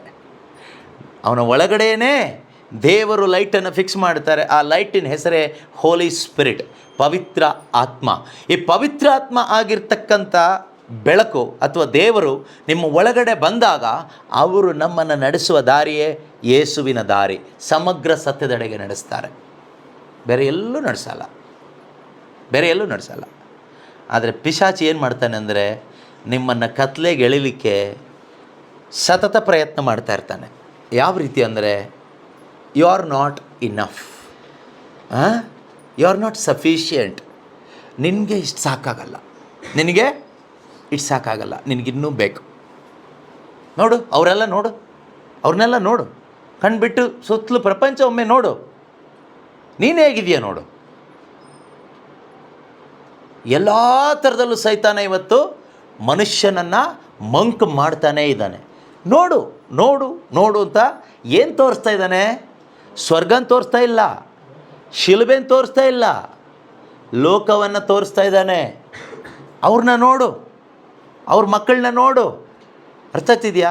ಹಾಂ, ಅವ್ರ ಮನೆ ಕಾರು ನೋಡು, ಅವ್ರು ಉಪಯೋಗಿಸ್ತಾ ಇರೋ ಮೊಬೈಲ್ ಫೋನ್ ನೋಡು, ಅವ್ರ ಮನೇಲಿ ಉಪಯೋಗಿಸ್ತಾ ಇರೋ ಆಹಾರ ನೋಡು, ಫುಡ್ ನೋಡು, ಪ್ರತಿಯೊಂದು ಅವ್ರದ್ದು ಫ್ರಿಜ್ ನೋಡು, ಅವ್ರದ್ದು ವಾಷಿಂಗ್ ಮಷಿನ್ ನೋಡು, ಅವ್ರದ್ದು ಬಿಲ್ಡಿಂಗ್ ನೋಡು, ಅವ್ರದ್ದು ಸಂಪಾದನೆ ನೋಡು, ಅವ್ರ ಮಕ್ಕಳ ವಿದ್ಯಾಭ್ಯಾಸ ನೋಡು, ಅವ್ರು ಎಲ್ಲಿ ಬದುಕ್ತಾ ಇದ್ದಾರೆ ನೋಡು. ಇದೆಲ್ಲ ತೋರಿಸೋನು ಯಾರು ಗೊತ್ತಾ? ಸೈತಾನ, ಪಿಶಾಚಿ. ಯಾರ ಮುಖಾಂತರ? ಪಕ್ಕದ ಮನೆಯವ್ರ ಮುಖಾಂತರ, ಜೊತೆಯಲ್ಲಿ ಇರುವ ಹೆಂಡತಿ ಮುಖಾಂತರ, ಕೆಲವೊಮ್ಮೆ ಗಂಡನ ಮುಖಾಂತರ, ಕೆಲವು ಟೈಮು ಅತ್ತೆ ಮಾವನ ಮುಖಾಂತರ, ಕೆಲವು ಟೈಮು ಅಜ್ಜ ಅಜ್ಜಿ ಮುಖಾಂತರ, ಕೆಲವು ಟೈಮು ಬೋಧನೆ ಮಾಡೋ ಬೋಧಕರ ಮುಖಾಂತರನು. ನೀವೆಲ್ಲರ ಥರ ಇರಬಾರ್ದು ನೋಡಿ, ಜನ ಎಲ್ಲ ಹೇಗೆ ಬದುಕ್ತಾ ಇದ್ದಾರೆ ಪ್ರಪಂಚದಲ್ಲಿ, ರಾಯಲ್ ಆಗಿ ಬದುಕ್ತಾ ಇದ್ದಾರೆ, ನೀವು ಹಾಗೆ ಆಗಬೇಕು, ಹಾಗಾದ್ರೇ ನೀವು ದೇವ್ರ ಮಕ್ಕಳು ಅಂತ ಗೊತ್ತಾಗೋದು. ಕೆಲವೊಮ್ಮೆ ಬೋಧಕನ ಮುಖಾಂತರನೂ ಪಿಶಾಚಿ ಮಾತಾಡ್ತಾನೆ ಈ ರೀತಿ. ಮೋಸ ಹೋಗಬೇಡಿ. ಅದಕ್ಕೆ ಹೇಳಿದ್ದು, ಈ ಬೈಬಲ್ನ ನೀವು ಓದೋರಾದರೆ, ಈ ಪವಿತ್ರ ಬೈಬಲ್ ಪುಸ್ತಕವನ್ನು ಕೈಯಲ್ಲಿ ಹಿಡ್ಕೊಂಡು ಇದನ್ನು ಓದಿ ಇದರ ಪ್ರಕಾರ ನಾನು ಬದುಕಬೇಕು ಅಂತ ನೀವು ಡಿಸೈಡ್ ಮಾಡೋದಾದರೆ, ಖಂಡಿತವಾಗಲೂ ಪ್ರೀತಿಯ ಸಹೋದರ ಸಹೋದರಿಯರೇ, ಬೈಬಲ್ ಹೇಳುತ್ತೆ ಕೀರ್ತನೆ 1ರಲ್ಲಿ 2ರಿಂದ ಇರತಕ್ಕಂಥ ವಾಕ್ಯದಲ್ಲಿ 2-3ನೇ ವಾಕ್ಯ, ಸಾಮ್ 1 ವರ್ಸ್ 2 and 3, ನಿಮ್ಮ ಜೀವನ ಹೇಗಿರುತ್ತೆ ಅಂತ ದೇವರು ಒಂದು ರಿಸಲ್ಟ್ ಕೊಟ್ಟು ಹೇಳ್ತಾ ಇದ್ದಾರೆ. ನಿನ್ನ ಜೀವನ ಹೇಗಿರುತ್ತೆ ಅಂದರೆ, ನದಿಯ ತೀರದಲ್ಲಿ ನೆಟ್ಟ ಗಿಡ ಯಾವ ರೀತಿಯಲ್ಲಿ ಯಾವಾಗಲೂ ಹಸಿರಾಗಿರುತ್ತೋ, ಎಲೆ ಬಾಡಿರೋದಿಲ್ಲ. ನೀರಿಲ್ಲದೆ ಇರೋ ಮರ, ನೀರು ಹಾಕದೇ ಇರೋ ಒಂದು ಗಿಡ ಯಾವಾಗಲೂ ಬಾಡಿ ಇರುತ್ತೆ, ಅದರಲ್ಲಿ ಫಲ ಬರೋದಿಲ್ಲ, ಅದು ಯಾವಾಗಲೂ ಬಾಡ್ಕೊಂಡೇ ಒಣಕೊಂಡೇ ಇರುತ್ತೆ. ಅದೇ ರೀತಿ ಎಷ್ಟೋ ಜನರ ಜೀವನ ಬಾಡಿದೆ, ಒಣಗಿದೆ, ನಮಗೊಂದು ಸಂತೋಷ ಇಲ್ಲ, ಒಳಗಡೆ ಒಂದು ಉತ್ಸಾಹ ಇಲ್ಲ. ನಿಜವಾಗ್ಲೂ ನಮ್ಮೊಳಗಡೆ ಪವಿತ್ರಾತ್ಮನಿಂದ ಬರುವ ಒಂದು ಸಂತೋಷ ನಮ್ಮ ಒಳಗಡೆ ಇದ್ದರೆ ನಮ್ಮ ಜೀವನ ಹೇಗಿರುತ್ತೆ ಗೊತ್ತಾ? ನಾವು ಪೂರ್ತಿ ದೇವ್ರನ್ನ ಡಿಪೆಂಡ್ ಆಗಿ ಬದುಕ್ತೀವಿ. ಮನುಷ್ಯರನ್ನ ಸ್ವಲ್ಪನೂ ಡಿಪೆಂಡ್ ಆಗಲ್ಲ, ಮನುಷ್ಯರನ್ನೂ ಡಿಪೆಂಡ್ ಆಗಲ್ಲ, ನನ್ನನ್ನು ನಾನು ಡಿಪೆಂಡ್ ಆಗಿ ಬದುಕೋದಿಲ್ಲ, ಜೊತೆಲಿರೋ ಮನುಷ್ಯರನ್ನೂ ಡಿಪೆಂಡ್ ಆಗೋದಿಲ್ಲ, ಹಣವನ್ನು ಡಿಪೆಂಡ್ ಆಗೋದಿಲ್ಲ, ಅಧಿಕಾರಿಗಳನ್ನ ಡಿಪೆಂಡ್ ಆಗೋದಿಲ್ಲ, ಯಾರನ್ನೂ ಡಿಪೆಂಡ್ ಆಗೋದಿಲ್ಲ. Independent but depend only on god. I'll be independent but dependent only on god. ಹಾಗೆ ಬದುಕಬೇಕಂತಲೇ ದೇವರು ನಮ್ಮನ್ನು ಸೃಷ್ಟಿ ಮಾಡಿರೋದು. ಆದರೆ ನಾವೇನು ಮಾಡ್ತಾಯಿದ್ದೀವಿ? ಹಣ್ಣು ತಿಂದ್ಬಿಟ್ವಿ. ಸೈತಾನನ ಮಾತು ಕೇಳಿದ್ರಿಂದ ನಾವಿವತ್ತು ಇವ್ರನ್ನ ಡಿಪೆಂಡ್ ಆಗಿ ಬದುಕೋ ಪರಿಸ್ಥಿತಿ ನಮಗೆ ಬಂದಿದೆ. ಮನುಷ್ಯರನ್ನ ಡಿಪೆಂಡ್ ಆಗಬೇಕು, ಹಣನ ಡಿಪೆಂಡ್ ಆಗಬೇಕು, ಅಧಿಕಾರಿಗಳನ್ನ ಡಿಪೆಂಡ್ ಆಗಬೇಕು, ಎಲ್ಲವನ್ನ ಡಿಪೆಂಡ್ ಆಗಿಲ್ಲ ಅಂದರೆ ನಮಗೆ ಬದುಕೋದೇ ಕಷ್ಟ ಆಗಿಬಿಟ್ಟಿದೆ. ಪ್ರೀತಿಯ ಸಹೋದರ ಸಹೋದರಿಯರೇ, ವಾಕ್ಯ ನಿಮ್ಮೊಳಗಡೆ ಇದ್ದು ಆ ವಾಕ್ಯವನ್ನು ಆಶ್ರಯಿಸಿ ನೀವು ಬದುಕುವಾಗ ಈ ರಿಸಲ್ಟ್ ನಿಮ್ಮ ಜೀವನದಲ್ಲಿ ಬರುತ್ತೆ. ಕೀರ್ತನೆ 1-2ರಲ್ಲಿ ವಾಕ್ಯ ಹೇಳುವ ಹಾಗೆ ಏನು ಹೇಳ್ತಾರೆ? ಅವ್ರ ಜೀವನ ಹೇಗಿರುತ್ತಂತೆ? ನದಿಯ ತೀರದಲ್ಲೇ ನೆಟ್ಟ ಗಿಡದ ಹಾಗೆ. ಎಲೆ ಬಾಡಿ ಹೋಗಲ್ಲ. ನೀರಿರುವ ಜಾಗದಲ್ಲಿ ನೆಟ್ಟಂಥ ಗಿಡ ಅದು ಬಾಡಿ ಹೋಗೋದಿಲ್ಲ, ಅದು ಒಣಗಿ ಹೋಗೋದಿಲ್ಲ. ಅದರಲ್ಲಿ ತಕ್ಕ ಸಮಯದಲ್ಲಿ ಏನು ಫಲ ಬರಬೇಕೋ ಆ ಫಲ ಬರುತ್ತೆ, ಏನು ಮಾಡೋದು ಬೇಕಾಗಿಲ್ಲ. ಅದೇ ರೀತಿಯಲ್ಲಿ ವಾಕ್ಯ ಹೇಳುತ್ತೆ, ನಿಮ್ಮ ಕಾರ್ಯಗಳಿಗೆ ಸಫಲತೆ ಉಂಟಾಗ್ತದೆ, ನೀವು ಮಾಡುವ ಕಾರ್ಯಗಳು ಫಲಭರಿತವಾಗ್ತದೆ. ಅಥವಾ ನಿಮ್ಗೆ ಅರ್ಥ ಆಗೋ ರೀತಿಯಲ್ಲಿ ಹೇಳೋದಾದರೆ, ನಿಮ್ಮ ಜೀವನದಲ್ಲಿ ದೇವರ ಆಶೀರ್ವಾದ ಇರುತ್ತೆ. ನಿಮ್ಮ ಜೀವನದ ಮೇಲೆ, ನಿಮ್ಮ ಕುಟುಂಬದ ಮೇಲೆ ದೇವರ ಆಶೀರ್ವಾದ ಇರಬೇಕಾದ್ರೆ ನೀವು ಕಾಣಿಕೆ ಹಾಕೋ ಅಗತ್ಯ ಇಲ್ಲ, ನೀವು ಉಪವಾಸ ಮಾಡೋ ಅಗತ್ಯ ಇಲ್ಲ, ನೀವು ಅದಕ್ಕೋಸ್ಕರ ವಿಶೇಷವಾಗಿ ಹರಕೆ ಹೊತ್ಕೊಳ್ಳೋ ಅಗತ್ಯ ಇಲ್ಲ, ನೀವು ಯಾವುದೇ ಕರಿಸ್ಮ್ಯಾಟಿಕ್ ಬ್ರದರ್ಸ್ಗಳ ಕೈಕಾಲು ಹಿಡ್ಕೊಂಡು ಗುಲಾಮರಾಗಿ ಬದುಕುವ ಅಗತ್ಯ ಇಲ್ಲ. ನಿನ್ನ ಹೃದಯದ ಒಳಗಡೆ ದೇವರ ವಾಕ್ಯವನ್ನು ತುಂಬಿಸ್ಕೊಂಡು, ಆ ದೇವರ ವಾಕ್ಯವನ್ನು ಅರ್ಥ ಮಾಡಿಕೊಂಡು ನೀನು ಬದುಕುವಾಗ ನಿನ್ನ ಜೀವನ ಹಸಿರಾಗಿರ್ತದೆ. ನಿನ್ನ ಜೀವನದ ಮೇಲೆ ದೇವರ ಆಶೀರ್ವಾದ ಅನ್ನೋದಿರುತ್ತೆ. ಆಶೀರ್ವಾದ ಇರಬೇಕಾದ್ರೆ ಏನು ಮಾಡಬೇಕು ಅಂದರೆ ವಾಕ್ಯ ಒಳಗಡೆ ಹಾಕ್ಕೋಬೇಕು. ಹಾಗೆ ಏನು ಜೀವನದಲ್ಲಿ ಆಶೀರ್ವಾದ ಇರುತ್ತೆ. ದೇವರ ಆಶೀರ್ವಾದ ಇರಬೇಕಾದ್ರೆ ದೇವರ ಒಳಗಡೆ ಇರಬೇಕು. ನಾವು ದೇವ್ರನ್ನ ಹೊರಗಡೆ ಇಟ್ಬಿಟ್ಟು ಎಲ್ಲೆಲ್ಲೋ ಕೂರಿಸ್ಬಿಟ್ಟು ಆಶೀರ್ವಾದ ಹುಡುಕ್ತಾ ಇದ್ದೀವಿ, ಸಿಗಲ್ಲ. ನೀವು ಟ್ರೈ ಮಾಡಿ ನೋಡಿ. ನಿಮಗೆ ನಂಬಿಕೆ ಇದ್ದರೆ ಇವತ್ತಿಂದ ದೇವರ ವಾಕ್ಯ ತೆಗೆದುಕೊಂಡು ಓದಲಿಕ್ಕೆ ಪ್ರಾರಂಭ ಮಾಡಿ, ಧ್ಯಾನ ಮಾಡಲಿಕ್ಕೆ ಪ್ರಾರಂಭ ಮಾಡಿ, ದೇವರ ವಾಕ್ಯಕ್ಕೆ ಒಂದು ಮೊದಲ ಸ್ಥಾನ ಕೊಡಲಿಕ್ಕೆ ಪ್ರಾರಂಭ ಮಾಡಿ. ನಮ್ಮ ಜೀವನದಲ್ಲಿ ಆಶೀರ್ವಾದ ಇರುತ್ತೆ, ಒಳ್ಳೆಯದಿರುತ್ತೆ. ಯಾವಾಗ ದೇವರ ಆಶೀರ್ವಾದ ನಮ್ಮ ಜೀವನದಲ್ಲಿ ಇರುತ್ತೋ ದೇವರ ಸಮಾಧಾನ ನಮ್ಮಲ್ಲಿರುತ್ತೆ. ನಿಮ್ಮ ಜೀವನದಲ್ಲಿ ದೇವರ ಆಶೀರ್ವಾದ ಇದೆ ಅನ್ನೋದು ಹೇಗೆ ಗೊತ್ತಾಗುತ್ತೆ? ಹಣಕಾಸಿಂದ ಅಲ್ಲ, ಆರೋಗ್ಯದಿಂದ ಅಲ್ಲ, ಅಥವಾ ಈ ಪ್ರಪಂಚದಲ್ಲಿ ಯಾವುದರಿಂದನೂ ಗೊತ್ತಾಗೋದಿಲ್ಲ. ನಿನ್ನ ಮೇಲೆ ದೇವರ ಆಶೀರ್ವಾದ ಇದೆ ಅಂತ ಹೇಗೆ ಗೊತ್ತಾಗುತ್ತೆ ಅಂದರೆ ನಿನ್ನ ಜೀವನದಲ್ಲಿ ಸಮಾಧಾನ ಇರುತ್ತೆ. ಇವತ್ತು ಎಷ್ಟೋ ಜನ ಇದ್ದಾರೆ, ಕೋಟ್ಯಾಂತರ ರೂಪಾಯಿ ಹಣ ಇದೆ, ಆಸ್ತಿ ಇದೆ, ಜೀವನದಲ್ಲಿ ನೆಮ್ಮದಿ ಇಲ್ಲ, ಸಂಬಂಧಗಳು ಸರಿ ಇಲ್ಲ, ಎಲ್ಲ ಒಡೆದು ಚೂರಾಗಿ ಹೋಗ್ಬಿಟ್ಟಿದೆ, ಪೀಸ್ ಆಗೋಗ್ಬಿಟ್ಟಿದೆ. ಹೊರಗಡೆಗೆ ಮಾತ್ರ ಒಂದು ಸುಣ್ಣ ಬಳಿದ ಸಮಾಧಿ ಥರ ಪ್ಯಾಚ್ ವರ್ಕ್ ಮಾಡಿಕೊಂಡು ನೋಡೋರ ಕಣ್ಣಿಗೆ ನಾವು ಚೆನ್ನಾಗಿದ್ದೀವಿ ಅಂತ ತೋರಿಸ್ಕೊಳ್ಳುವಂಥ ಎಷ್ಟೋ ಡೂಪ್ಲಿಕೇಟ್ ಕ್ರಿಶ್ಚಿಯನ್ ಕುಟುಂಬಗಳಿದೆ. ಹಣ ಇದೆ, ಆಸ್ತಿ ಇದೆ, ಅಧಿಕಾರ ಇದೆ, ಎಲ್ಲ ಇದೆ, ಆದರೆ ಏನಿಲ್ಲ? ಯೇಸು ಇಲ್ಲ, ಪರಿಶುದ್ಧಾತ್ಮ ಇಲ್ಲ, ವಾಕ್ಯ ಇಲ್ಲ. ಅದಿಲ್ಲ ಅಂದರೆ ಜೀವನೇ ಇಲ್ಲ, ಹೆಣದ ಥರ, ಸಮಾಧಿ ಥರ. ಇವತ್ತು ಎಷ್ಟೋ ಜನರ ಜೀವನ ಆ ರೀತಿ ಆಗಿದೆ. ನಿಮ್ಮ ಜೀವನ ನಿಜವಾಗಲೂ ದೇವರ ಸಂಬಂಧಕ್ಕೆ ಬರಬೇಕು ಅಂತ ಆಸೆ ಇದೆಯಾ? ನಾನು ಇವತ್ತಿಂದ ದೇವರ ಸಂಬಂಧದಲ್ಲಿ ಬದುಕಬೇಕು, ದೇವರ ಆಶೀರ್ವಾದದಲ್ಲಿ ನಾನು ಬದುಕಬೇಕು, ಕತ್ತಲೆ ಇರ್ತಕ್ಕಂಥ ಈ ಪ್ರಪಂಚದಲ್ಲಿ ನಾನು ಬೆಳಕಿನ ದಾರಿಯಲ್ಲಿ ನಡಿಬೇಕು, ಸಮಾಧಾನದ ದಾರಿಯಲ್ಲಿ ನಡಿಬೇಕು, ಆನಂದದ ದಾರಿಯಲ್ಲಿ ನಡಿಬೇಕು ಅಂತ ನಿಜವಾಗಲೂ ನಿಮಗೆ ಮನಸ್ಸಿದ್ದರೆ ನಿಮಗೆ ಖಂಡಿತವಾಗಲೂ ದೇವರು ಅವಕಾಶ ಮಾಡಿಕೊಡ್ತಾರೆ. ಮೊದಲನೇದಾಗಿ ಪವಿತ್ರಾತ್ಮನ ಪಡ್ಕೊಳ್ಳಿಕ್ಕೆ. ಪವಿತ್ರಾತ್ಮ ಬಾರದ ಹೊರತು ಖಂಡಿತವಾಗಲೂ ಪ್ರೀತಿಯ ಸಹೋದರ ಸಹೋದರಿಯರೇ, ಈ ಸತ್ಯದ ದಾರಿ ನಮಗೆ ಕಾಣಲ್ಲ. ನಮಗೆ ಕಾಣಿಸೋದು ಪೂರ್ತಿ ಸುಳ್ಳಿನ ದಾರಿನೇ. ಸುಳ್ಳು ಯಾವುದು ಗೊತ್ತಾ? ಈ ಪ್ರಪಂಚ ಹೇಳೋದು ಪೂರ್ತಿ ಸುಳ್ಳೇ. ಪ್ರಪಂಚದಲ್ಲಿ ಸತ್ಯ ಅನ್ನೋದು ಇಲ್ಲವೇ ಇಲ್ಲ ಪ್ರಿಯರೇ. Because god alone is truth. ದೇವರು ಮಾತ್ರನೇ ಸತ್ಯ. ಯೋಹಾನ 17:17 ಯೇಸು ಹೇಳ್ತಾರೆ, ನಿಮ್ಮ ಮಾತೇ ಸತ್ಯ, ಪಿತನೇ ನಿಮ್ಮ ಮಾತೇ ಸತ್ಯ. ಹಾಗಾದರೆ ಸತ್ಯ ದೇವರ ಮಾತು. ದೇವರು ಏನು ಮಾತಾಡಿದಾರೋ, ಈ ಪವಿತ್ರ ಬೈಬಲ್ ಪುಸ್ತಕದಲ್ಲಿ ದೇವರು ಏನು ಮಾತಾಡಿದಾರೋ ಅದು ಮಾತ್ರನೇ ಸತ್ಯ ಅನ್ನೋದು. ಆ ಸತ್ಯ ನಾವು ಅರಿತುಕೊಂಡಾಗ ನಿಜವಾಗ್ಲೂ ನಾವು ಸ್ವತಂತ್ರರಾಗ್ತೀವಿ. ಯಾಕೆ ನಾವು ಬಂಧನದಲ್ಲಿದ್ದೀವಿ? ಯಾರೋ ಹಿಡಿದು ಹಾಕಿದಂಗೆ, ಕಟ್ಟು ಹಾಕಿದಂಗೆ, ರಾತ್ರಿ ಮಲಗಿದ್ರೆ ನಿದ್ದೆ ಬರೋದಿಲ್ಲ, ಬೆಳಿಗ್ಗೆ ಎದ್ರೂ ನೆಮ್ಮದಿ ಇಲ್ಲ, ಸಾಯೋಕ್ಕೂ ಆಗಲ್ಲ, ಬದುಕೋಕ್ಕೂ ಆಗಲ್ಲ. ಯಾಕೆ ಬದುಕಿದ್ದೀವಿ ಅಂತ ಅನಿಸುತ್ತೆ, ಯಾಕೆ ಈ ಜೀವನ ಅಂತ ಅನಿಸುತ್ತೆ. ಪ್ರಾರ್ಥನೆ ಮಾಡಿನೂ ಪ್ರಯೋಜನ ಇಲ್ಲ, ಏನು ಮಾಡಿನೂ ಪ್ರಯೋಜನ ಇಲ್ಲ. ಕರೆಕ್ಟೇ. ಬೇಕಾಗಿರೋದೇನು ಗೊತ್ತಾ? ಮೊದಲನೇದಾಗಿ ನಮಗೆ ಈ ಸ್ವತಂತ್ರ ಅನ್ನೋದು ಬೇಕು. ಇದರಿಂದ ಹೊರಗೆ ಬರಬೇಕು. ಇದರಿಂದ ಹೊರಗೆ ಬರೋದು ಯಾವಾಗ ಗೊತ್ತಾ? ಪರಿಶುದ್ಧಾತ್ಮನ ಪಡ್ಕೊಂಡಾಗ. ಬೈಬಲ್ ಏನು ಹೇಳುತ್ತೆ? 2 ಕೊರಿಂಥ 3ನೇ ಅಧ್ಯಾಯ 18ನೇ ವಾಕ್ಯ, 2 Corinthians 3:18 ನಾವು ನೋಡ್ತೀವಿ, ಪ್ರಭುವಿನ ಆತ್ಮ ಎಲ್ಲಿ ಇದೆಯೋ ಅಲ್ಲಿ ಸ್ವಾತಂತ್ರ್ಯ ಇದೆ. Where there is spirit of God there is freedom, there is liberty. ಪ್ರಭುವಿನ ಆತ್ಮ ಯಾರಲ್ಲಿದೆಯೋ ಅವರಲ್ಲಿ ಏನಿರುತ್ತೆ? ಸ್ವಾತಂತ್ರ್ಯ ಇರುತ್ತೆ, ನಿಜವಾದ ಸ್ವಾತಂತ್ರ್ಯ ಇರ್ತದೆ. ಹಾಗಾದರೆ 18ನೇ ವಾಕ್ಯ ಅಥವಾ 17? 2 ಕೊರಿಂಥ 3:17 ಅಲ್ವಾ? 2 Corinthians 3:17, 2 ಕೊರಿಂಥ 3:17. ಪ್ರಭುವಿನ ಆತ್ಮ ಎಲ್ಲಿದೆಯೋ ಅಲ್ಲಿ ಏನಿರುತ್ತೆ? ವಿಮೋಚನೆ. ಒಂದ್ಸರಿ ಹೇಳಿ ನೋಡೋಣ. ಯೇಸುವಿನ ಆತ್ಮ ಯಾರಲ್ಲಿ ಇದೆಯೋ ಅವರಲ್ಲಿ ವಿಮೋಚನೆ ಇದೆ. ಯೇಸುವಿನ ಆತ್ಮ ಇರುವಲ್ಲಿ ಬಿಡುಗಡೆ ಇದೆ. ಬಿಡುಗಡೆ ಎಲ್ಲಿರುತ್ತೆ? ಯೇಸುವಿನ ಆತ್ಮ ಎಲ್ಲಿದೆಯೋ ಅಲ್ಲಿ ಏನಿರುತ್ತೆ?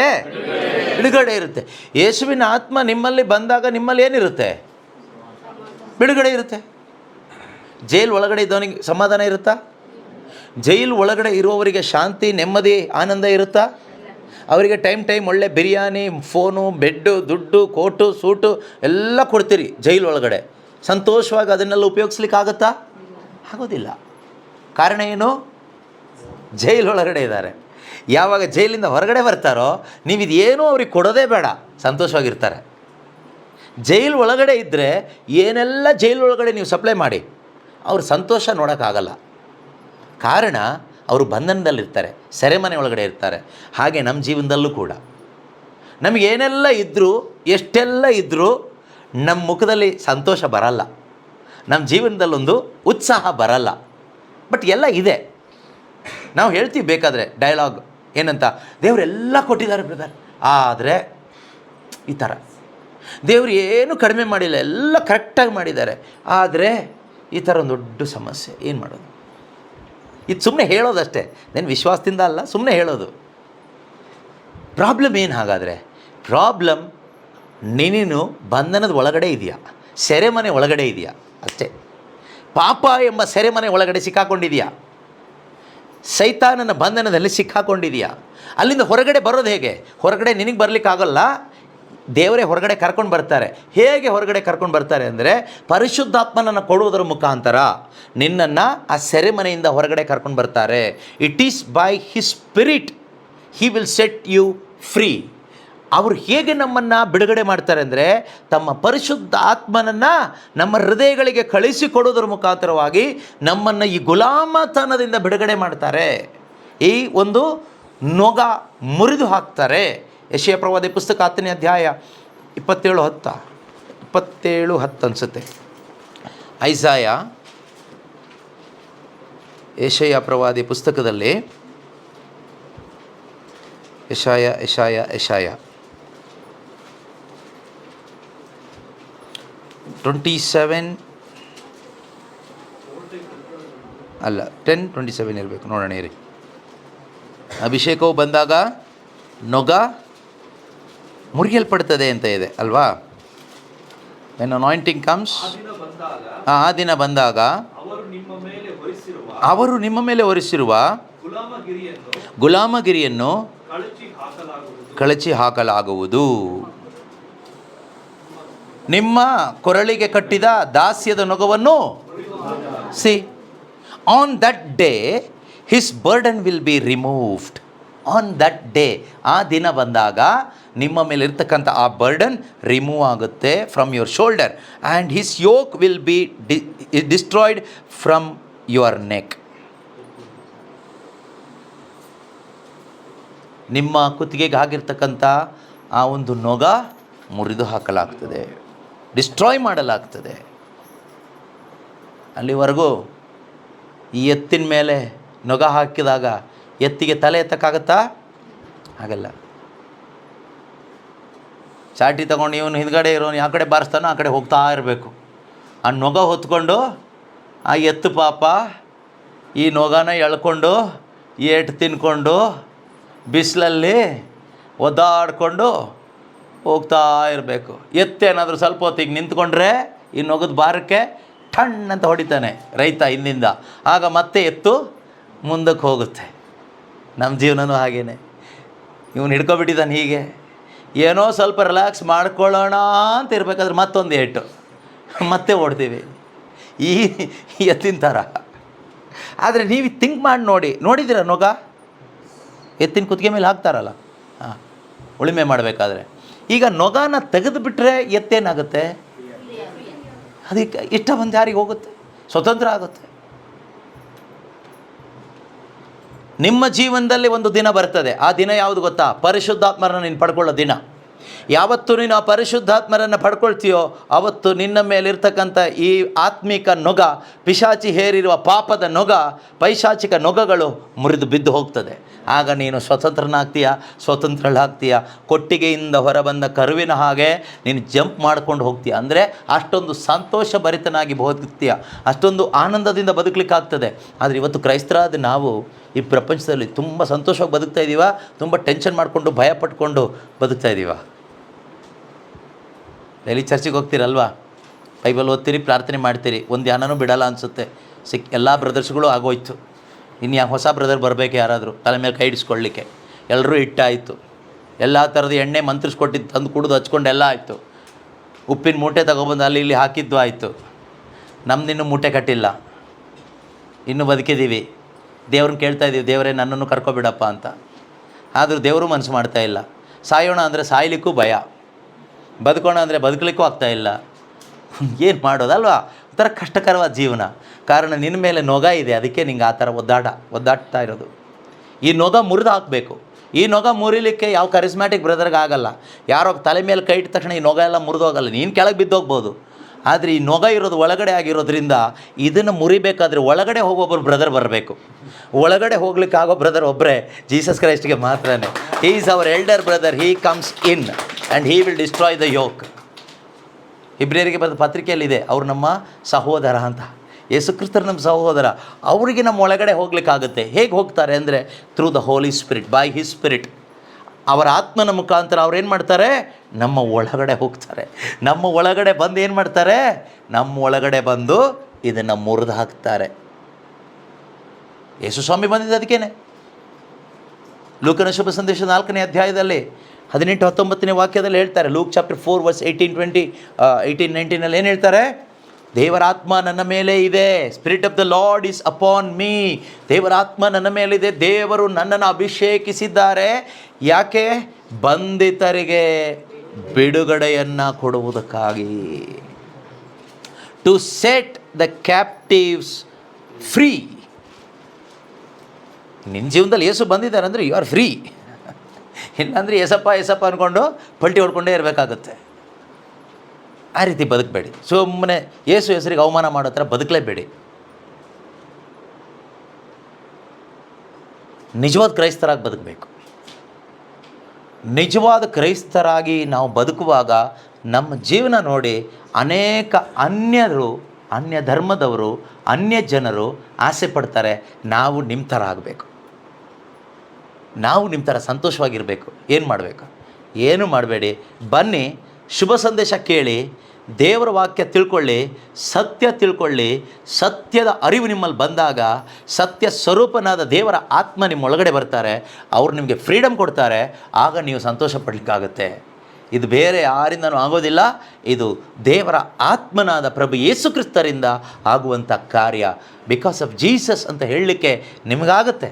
ಆದರೆ ನಮ್ಮನ್ನು ನೋಡಿದರೆ ಯಾರಾದರೂ ನಮ್ಮ ಹಿಂದೆ ಬರ್ತಾರಾ? ನಿಮ್ಮನ್ನು ನೋಡಿ, ನಿಮ್ಮ ಜೀವನನ ನೋಡಿ ಎಷ್ಟು ಜನ ನಮಗೂ ಯೇಸು ಬೇಕು ಅಂತ ಬಂದಿರ್ಬೋದು.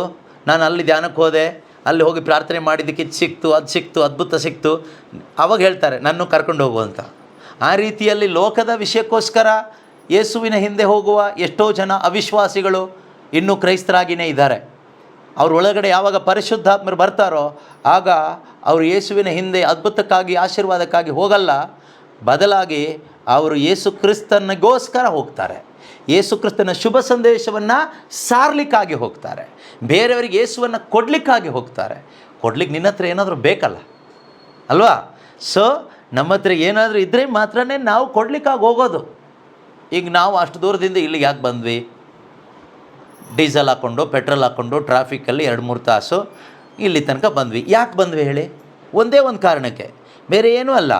ನಾವು ಬೇಕಾದಷ್ಟು ಪಡ್ಕೊಂಡಿದ್ದೀವಿ ದೇವರಿಂದ, ಅದನ್ನು ಕೊಟ್ಟೋಗೋಣ ಅಂತ ಬಂದಿದ್ದೀವಿ.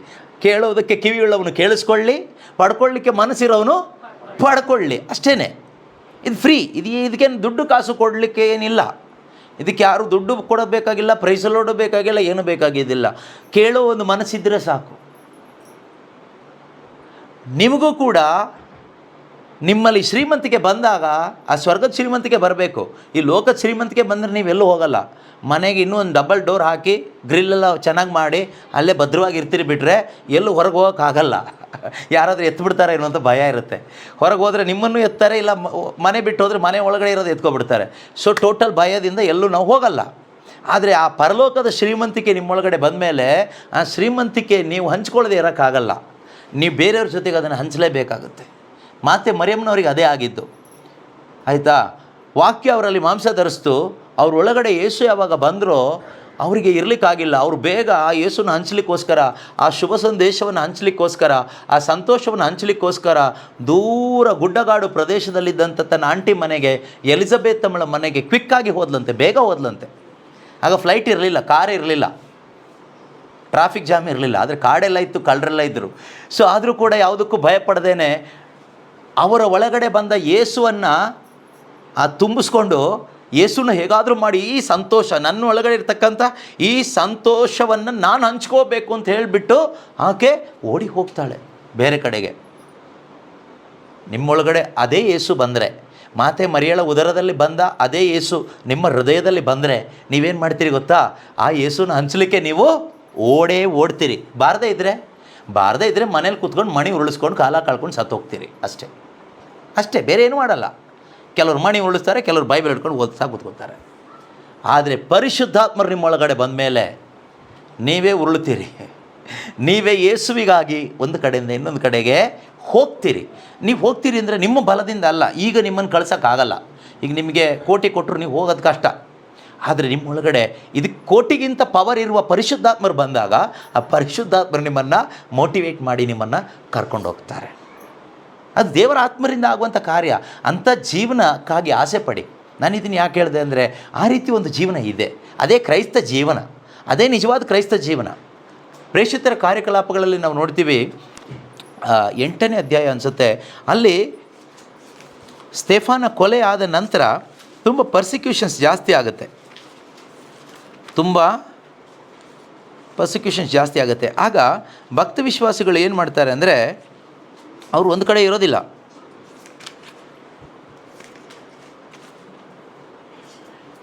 ಏನಿದೆ, ಆದರೆ ಸ್ತೆಫನನು ಪವಿತ್ರಾತ್ಮ ಭರಿತನಾಗಿ ಸ್ವರ್ಗದತ್ತ ಕಣ್ಣೆತ್ತಿ ನೋಡಿ, ಸ್ತೆಫನ ಸತ್ತೋಗ್ತಾನೆ. ಸ್ತೆಫನ ಕೊಲೆ ಮಾಡಿ ಸಾಯಿಸ್ತಾರೆ, ಆಯಿತಾ. ಅದಾದಮೇಲೆ 8ನೇ ಅಧ್ಯಾಯ 1ನೇ ವಾಕ್ಯ, ಆ ದಿನವೇ ಜೆರುಸಲೇಮಿನ ಧರ್ಮಸಭೆಯ ವಿರುದ್ಧ ಕ್ರೂರ ಹಿಂಸೆ ಪ್ರಾರಂಭವಾಯಿತು. ಪ್ರೇಷಿತರ ಹೊರತು ಇತರ ಭಕ್ತ ವಿಶ್ವಾಸಿಗಳು ಜುದೇಯ ಮತ್ತು ಸಮಾರಿಯಾ ಪ್ರಾಂತ್ಯದಲ್ಲೆಲ್ಲ ಕೆಲವು ಭಕ್ತಾದಿಗಳು ಸ್ತೆಫನನ್ನು ಸಮಾಧಿ ಮಾಡಿ ಅವನಿಗಾಗಿ ಹತ್ತುಗೋಳಾಡಿದರು. ಇತ್ತ ಸೌಲನು ಯಾವ ರೀತಿ ಮನೆಗೂ ನುಗ್ಗಿ ಸ್ತ್ರೀ ಪುರುಷರನ್ನದೇ ಭಕ್ತರನ್ನು ಎಳೆದು ತಂದು ಸೆರೆಮನೆಗೆ. ಆದರೆ ಚದರಿ ಹೋದ ಭಕ್ತ ವಿಶ್ವಾಸಿಗಳು ಏನು ಮಾಡ್ತಾಯಿದ್ರಂತೆ? ಚದರಿ ಹೋದ ಭಕ್ತ ವಿಶ್ವಾಸಿಗಳು ಎಲ್ಲೆಲ್ಲೂ ಹೋಗಿ ತಲೆ ಬೋಳಿಸ್ಕೊಂಡು ಹತ್ತು ಗೋಳಾಡಿ ದೇವರೇ ನಮ್ಮನ್ನು ಕಾಪಾಡಿ ಅಂತ ಅಂಗಲಾಚಿ ಬೇಡ್ತಾ ಇದ್ರಾ? ಏನು ಮಾಡಿದ್ರಂತೆ? ಚದರಿ ಹೋದ ಭಕ್ತ ವಿಶ್ವಾಸಿಗಳು ಎಲ್ಲೆಲ್ಲೂ ಹೋಗಿ ಶುಭ ಸಂದೇಶವನ್ನು ಸಾರುತ್ತಿದ್ದರು. ಯಾವಾಗ ಕಠಿಣ ಹಿಂಸೆ ಪ್ರಾರಂಭ ಆಯಿತೋ ಇವ್ರು ಯಾರು ಹೆದರ್ಕೊಳ್ಳಿಲ್ಲ, ಮೂಲೆಯಲ್ಲಿ ಕೂತ್ಕೊಳ್ಳಿಲ್ಲ. ನಮಗೆ ಕೊರೋನಾ ಬಂದರೆ ಸಾಕು ಮೂಲೆ ಸೇರ್ಕೊಬಿಡ್ತೀವಿ. ಕಳ್ಳಂಗೊಂದು ಪಿಳ್ಳೆನೇವ ಅನ್ನೋ ಥರ ಯಾರಾದರೂ ಏನಾದರೂ ಹೇಳಿದರೆ, ಯಾರಾದರೂ ಏನಾದರೂ ಮಾಡಿದರೆ ಅಂತ ನೋಡಿ. ನಮ್ಮ ಕೆಲಸ ನಾವು ಬುದ್ಧಿವಂತರಾಗಿ ಎಲ್ಲ ಮಾಡ್ಕೊಬಿಡ್ತೀವಿ. ನಮ್ಮದು ಕೆಲಸ ಏನು ಬೇಕೋ, ಈ ಶರೀರಕ್ಕೆ ಏನು ಬೇಕೋ ನಾವು ನಮ್ಮ ಮಕ್ಕಳು ಮೊಮ್ಮಕ್ಕಳು ಈ ರೀತಿ ಎಲ್ಲದಕ್ಕೂ ನಾವು ಸೆಟ್ಲ್ ಮಾಡಿಬಿಡ್ತೀವಿ. ಆದರೆ ದೇವ್ರ ಕೆಲಸ ಮಾತ್ರ ಚೀಪಾಗಿ ನೋಡ್ತೀವಿ. ಯಾಕೆಂದರೆ ದೇವ್ರ ಮೇಲೆ ಪ್ರೀತಿ ಇಲ್ಲ. ನಮಗೆ ಪ್ರೀತಿ ಇರೋದು ಕೊಳ್ತು ಹೋಗೋ ಈ ಶರೀರದ ಮೇಲೆ ಮತ್ತು ಜೊತೆಯಲ್ಲಿರೋ ಮನುಷ್ಯರ ಮೇಲೆ ಅಷ್ಟೇ. ಅದು ಈ ಶಾರೀರಿಕ ಪ್ರೀತಿ. ನನಗಾಗಿ ಯೇಸು ಕ್ರಿಸ್ತರು ನನ್ನ ಬದಲಿಗೆ ಶಿಲುಬೆ ಮೇಲೆ ಸತ್ತಿದ್ದಾರೆ. ಅವರು ನನ್ನ ಬದಲಿಗೆ ಸತ್ತಿದ್ದರಿಂದ ನನಗೆ ಸ್ವರ್ಗದಲ್ಲೊಂದು ಜಾಗ ಸಿಗುತ್ತೆ ಇವತ್ತು. ಆ ನಂಬಿಕೆ ನಮಗಿದ್ದರೆ, ನಮಗೋಸ್ಕರ ಯೇಸು ಕ್ರಿಸ್ತರು ಮನುಷ್ಯನಾಗಿ ಬಂದು ಶಿಲುಬೆಯ ಮೇಲೆ ಸತ್ತಿದ್ದರಿಂದ, ತನ್ನ ರಕ್ತವನ್ನು ಚೆಲ್ಲಿದ್ದರಿಂದ ಮಾತ್ರನೇ ನನ್ನ ಪಾಪ ಅವರ ರಕ್ತದಿಂದ ತೊಳೆಯಲ್ಪಟ್ಟಿದೆ. ಮಾತ್ರವಲ್ಲ, ಇಂದು ನಾನು ದೇವರ ಮಗನಾಗುವ ಒಂದು ಸೌಭಾಗ್ಯ ನನಗೆ ಸಿಕ್ಕಿದ್ದು ಯೇಸುವಿನ ಮರಣದಿಂದ, ಅವರ ರಕ್ತದಿಂದ. ಈ ರೀತಿ ದೇವರು ತಮ್ಮ ಒಬ್ಬನೇ ಮಗನ ಮರಣದ ಮುಖಾಂತರವಾಗಿ ನನ್ನನ್ನು ತಮ್ಮ ಸ್ವಂತ ಮಗನಾಗಿ ದತ್ತು ತೆಗೆದುಕೊಂಡಿದ್ದಾರೆ. ಪಾಪಿಯಾಗಿದ್ದ ನನ್ನನ್ನು, ಪಿಶಾಚಿಯ ವಶದಲ್ಲಿದ್ದ ನನ್ನನ್ನು, ಕತ್ತಲೆ ಆಗಿದ್ದ ನನ್ನನ್ನು ದೇವರು ಅವರ ರಕ್ತದಿಂದ ತೊಳೆದು ನನ್ನನ್ನು ಬೆಳಕಿನ ಮಗನನ್ನಾಗಿ ಮಗಳನ್ನಾಗಿ ನನ್ನನ್ನು ಮಾಡಿದ್ದಾರೆ.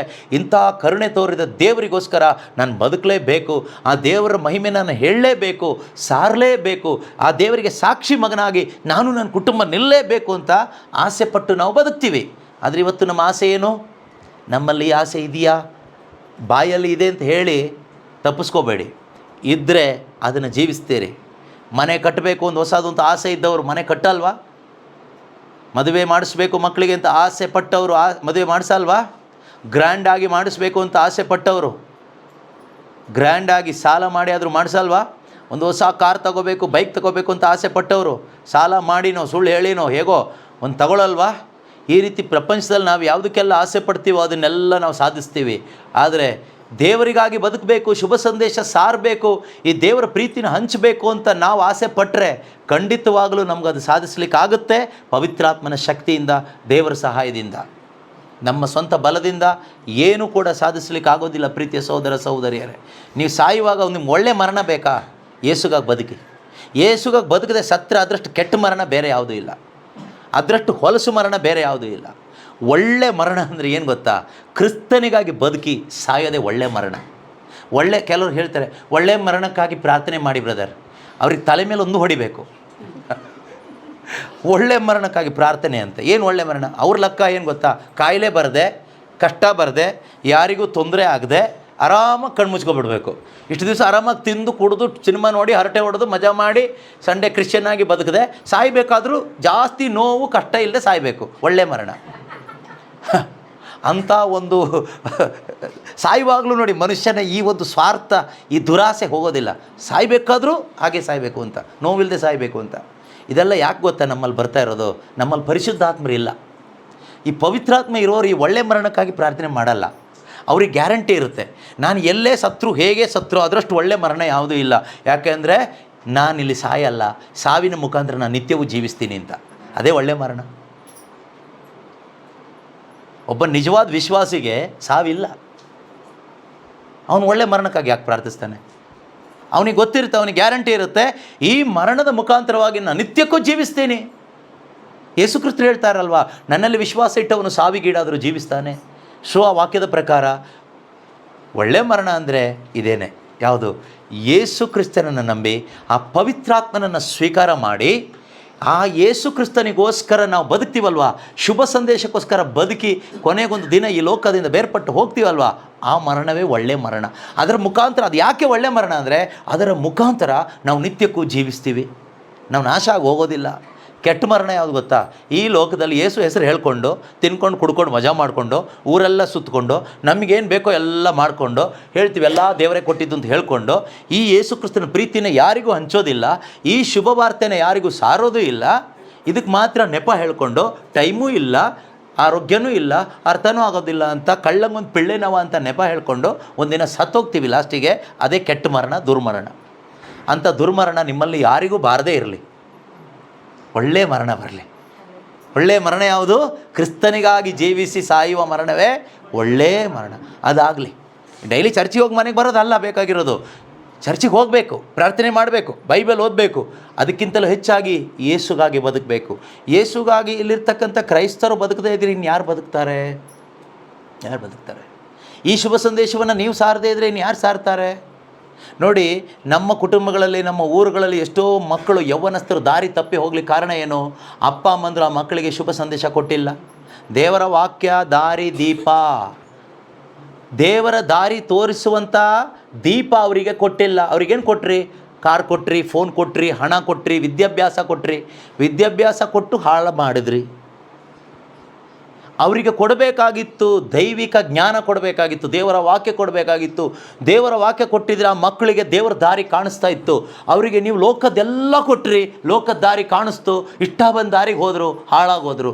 ಲಾಸ್ಟಿಗೆ ನನ್ನ ಮಗ ಹಾಳಾಗೋದ, ನನ್ನ ಮಗಳು ಹಾಳಾಗೋದ್ಲು, ಯಾರ್ದೋ ಜೊತೆಗೆ ಓಡೋಗಿ ಮದುವೆ ಆದಲು, ಯಾರ್ದೋ ಜೊತೆಗೆ ಓಡಿ ಹೋಗಿ ಮದುವೆ ಆದ, ಎಲ್ಲೋ ಡ್ರಗ್ಸಿಗೆ ಅಡಿಕ್ಟ್ ಆದ, ಎಲ್ಲೋ ಪೊಲೀಸ್ ಸ್ಟೇಷನಿಗೆ ಹೋದ, ರೋಡಿಗಳ ಜೊತೆಗೆ ಸೇರಿಕೊಂಡ.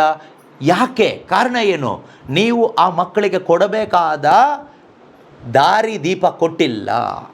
ಯಾವುದದು? ದೇವರ ವಾಕ್ಯ, ದಾರಿ ದೀಪ, ಕಾಲ್ನಡೆಗೆ ಕೈ ದೀಪ. ಈ ಟಾರ್ಚ್ ಇಲ್ಲ. ಟಾರ್ಚ್ ಇಲ್ಲದೆ ಇದ್ದರೆ ಕತ್ತಲೆಯಲ್ಲಿ ದಾರಿ ತಪ್ಪಿ ಹೋಗ್ತಾರೆ. ಇವತ್ತು ಎಷ್ಟೋ ಕ್ರೈಸ್ತ ಮಕ್ಕಳು ದಾರಿ ತಪ್ಪಿ ಹೋಗ್ಲಿಕ್ಕೆ ಕಾರಣ ಅವ್ರ ಕೈಗೆ ಪೇರೆಂಟ್ಸ್ ಆದವರು ಟಾರ್ಚ್ ಕೊಟ್ಟಿಲ್ಲ, ಫೋನ್ ಕೊಟ್ಟಿದ್ದಾರೆ, ಮೊಬೈಲ್ ಫೋನ್ ಕೊಟ್ಟಿದ್ದಾರೆ, ಹಾಳು ಮಾಡ್ತಾ ಇದ್ದಾರೆ. ಹಣ ಕೊಟ್ಟಿದ್ದಾರೆ, ಹಾಳು ಮಾಡ್ತಾ ಇದ್ದಾರೆ. ಇಷ್ಟ ಬಂದಾಗ ವಿದ್ಯಾಭ್ಯಾಸ ಕೊಟ್ಟಿದ್ದಾರೆ, ಹಾಳು ಮಾಡ್ತಾ ಇದ್ದಾರೆ. ಹಾಗಾದರೆ ನಿಜವಾಗ್ಲೂ ಕೊಡಬೇಕಾಗಿದ್ದೇನು? ಯೇಸುವನ್ನು ಕೊಡಬೇಕಾಗಿತ್ತು, ಶುಭ ಸಂದೇಶ ಕೊಡಬೇಕಾಗಿತ್ತು, ದೇವರ ವಾಕ್ಯ ಕೊಡಬೇಕಾಗಿತ್ತು, ನಿತ್ಯ ಜೀವಕ್ಕೆ ಬೇಕಾಗಿರೋದು ಕೊಡಬೇಕಾಗಿತ್ತು. ಈ ಲೋಕದ ಜೀವನಕ್ಕೆ ಬೇಕಾಗಿರೋದೆಲ್ಲ ಕೊಟ್ಟಿದ್ದೀವಿ. ತಂದೆ ತಾಯಂದ್ರಿಗೆ ಹಕ್ಕಿದೆ, ಈ ಲೋಕದಲ್ಲಿ ಬೇಕಾಗಿರೋದು ನೀವು ಕೊಟ್ಟಿದ್ದೀರಿ. ಆದರೆ ಸ್ವರ್ಗದ ಜೀವನಕ್ಕೆ ಬೇಕಾಗಿರೋದು ಕೊಡೋ ಹಕ್ಕು ನಿಮಗಿದೆ.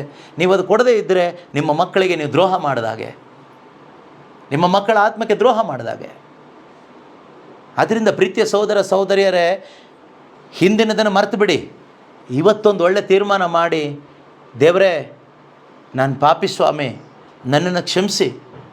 ನೀವು ನನ್ನ ಪಾಪ ಪರಿಹಾರ ಮಾಡಲಿಕ್ಕೋಸ್ಕರ ನಿಮ್ಮ ಒಬ್ಬನೇ ಮಗನನ್ನು ನನಗಾಗಿ ಬಲಿ ಕೊಟ್ಟಿದ್ದೀರಿ ಯೇಸುವೆ. ತಂದೆ ಯೇಸುವೆ, ನನಗಾಗಿ ನೀವು ಶಿಲುಬೆ ಮೇಲೆ ಬಂದು ನನ್ನ ಬದಲಿಗೆ ನೀವು ಶಿಲುಬೆ ಮೇಲೆ ಸತ್ತಿದ್ದೀರಿ. ನಿಮ್ಮ ಮರಣದಿಂದ ನನಗೆ ಜೀವ ಬಂದಿದೆ ಸ್ವಾಮಿ. ನೀವು ಸತ್ತಿದ್ದರಿಂದ ನಾನು ಬದುಕಲಿಕ್ಕಾಗ್ತಾ ಇದೆ.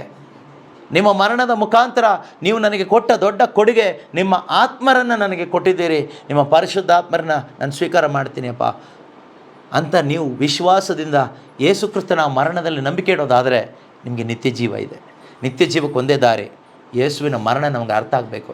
ಏನಂತ ಅರ್ಥ ಆಗಬೇಕು ಗೊತ್ತಾ? ಯೇಸು ಸತ್ತಿದ್ದು ನನ್ನ ಪಾಪದಿಂದ, ನಾನು ಸಾಯಿಸಿದ್ದು, ನನ್ನ ಬದಲಿಗೆ ಅವರು ಸತ್ತಿದ್ದು. ಪಾಪದ ಸಂಬಳ ಮರಣ. ಆ ಮರಣ ನಾನು ಅನುಭವಿಸ್ಬೇಕಾಗಿತ್ತು, ಆದರೆ ನನ್ನ ಬದಲಿಗೆ ಯೇಸು ಕ್ರಿಸ್ತನು ಆ ಮರಣವನ್ನು ಅನುಭವಿಸಿದ್ದಾರೆ. ಆದ್ದರಿಂದ ನನಗೆ ಸಿಕ್ಕಿದ್ದು ವರ ಏನು ಗೊತ್ತಾ? ನಿತ್ಯ ಜೀವ. ಇದನ್ನು ನೀನು ನಂಬೋದಾದರೆ ಪಾಪ ಜೀವನ ಇವತ್ತೇ ಬಿಡ್ತೀಯಾ, ದೇವ್ರ ಕಡೆಗೆ ತಿರುಗ್ತೀಯಾ. ನಿನ್ನ ಹೃದಯ ದೇವ್ರ ಕಡೆಗೆ ತಿರುಗಿದ್ದನ್ನು ದೇವರಿಗೆ ಕಾಣಿಸಿದರೆ ದೇವರು ನಿನಗೆ ಪರಿಶುದ್ಧಾತ್ಮರನ್ನು ಕೊಡ್ತಾರೆ. ಪವಿತ್ರಾತ್ಮರನ್ನು ಕೊಡಲಿಕ್ಕೆ ಯಾವ ಮನುಷ್ಯನಿಗೂ ಆಗೋದಿಲ್ಲ. ಪವಿತ್ರಾತ್ಮರು ನಿಮ್ಮಲ್ಲಿಗೆ ಬಂದಾಗ ನೊಗಗಳು ಮುರಿಯಲ್ಪಡ್ತದೆ, ಎಲ್ಲ ನೊಗಗಳು ಮುರಿಯಲ್ಪಡ್ತದೆ.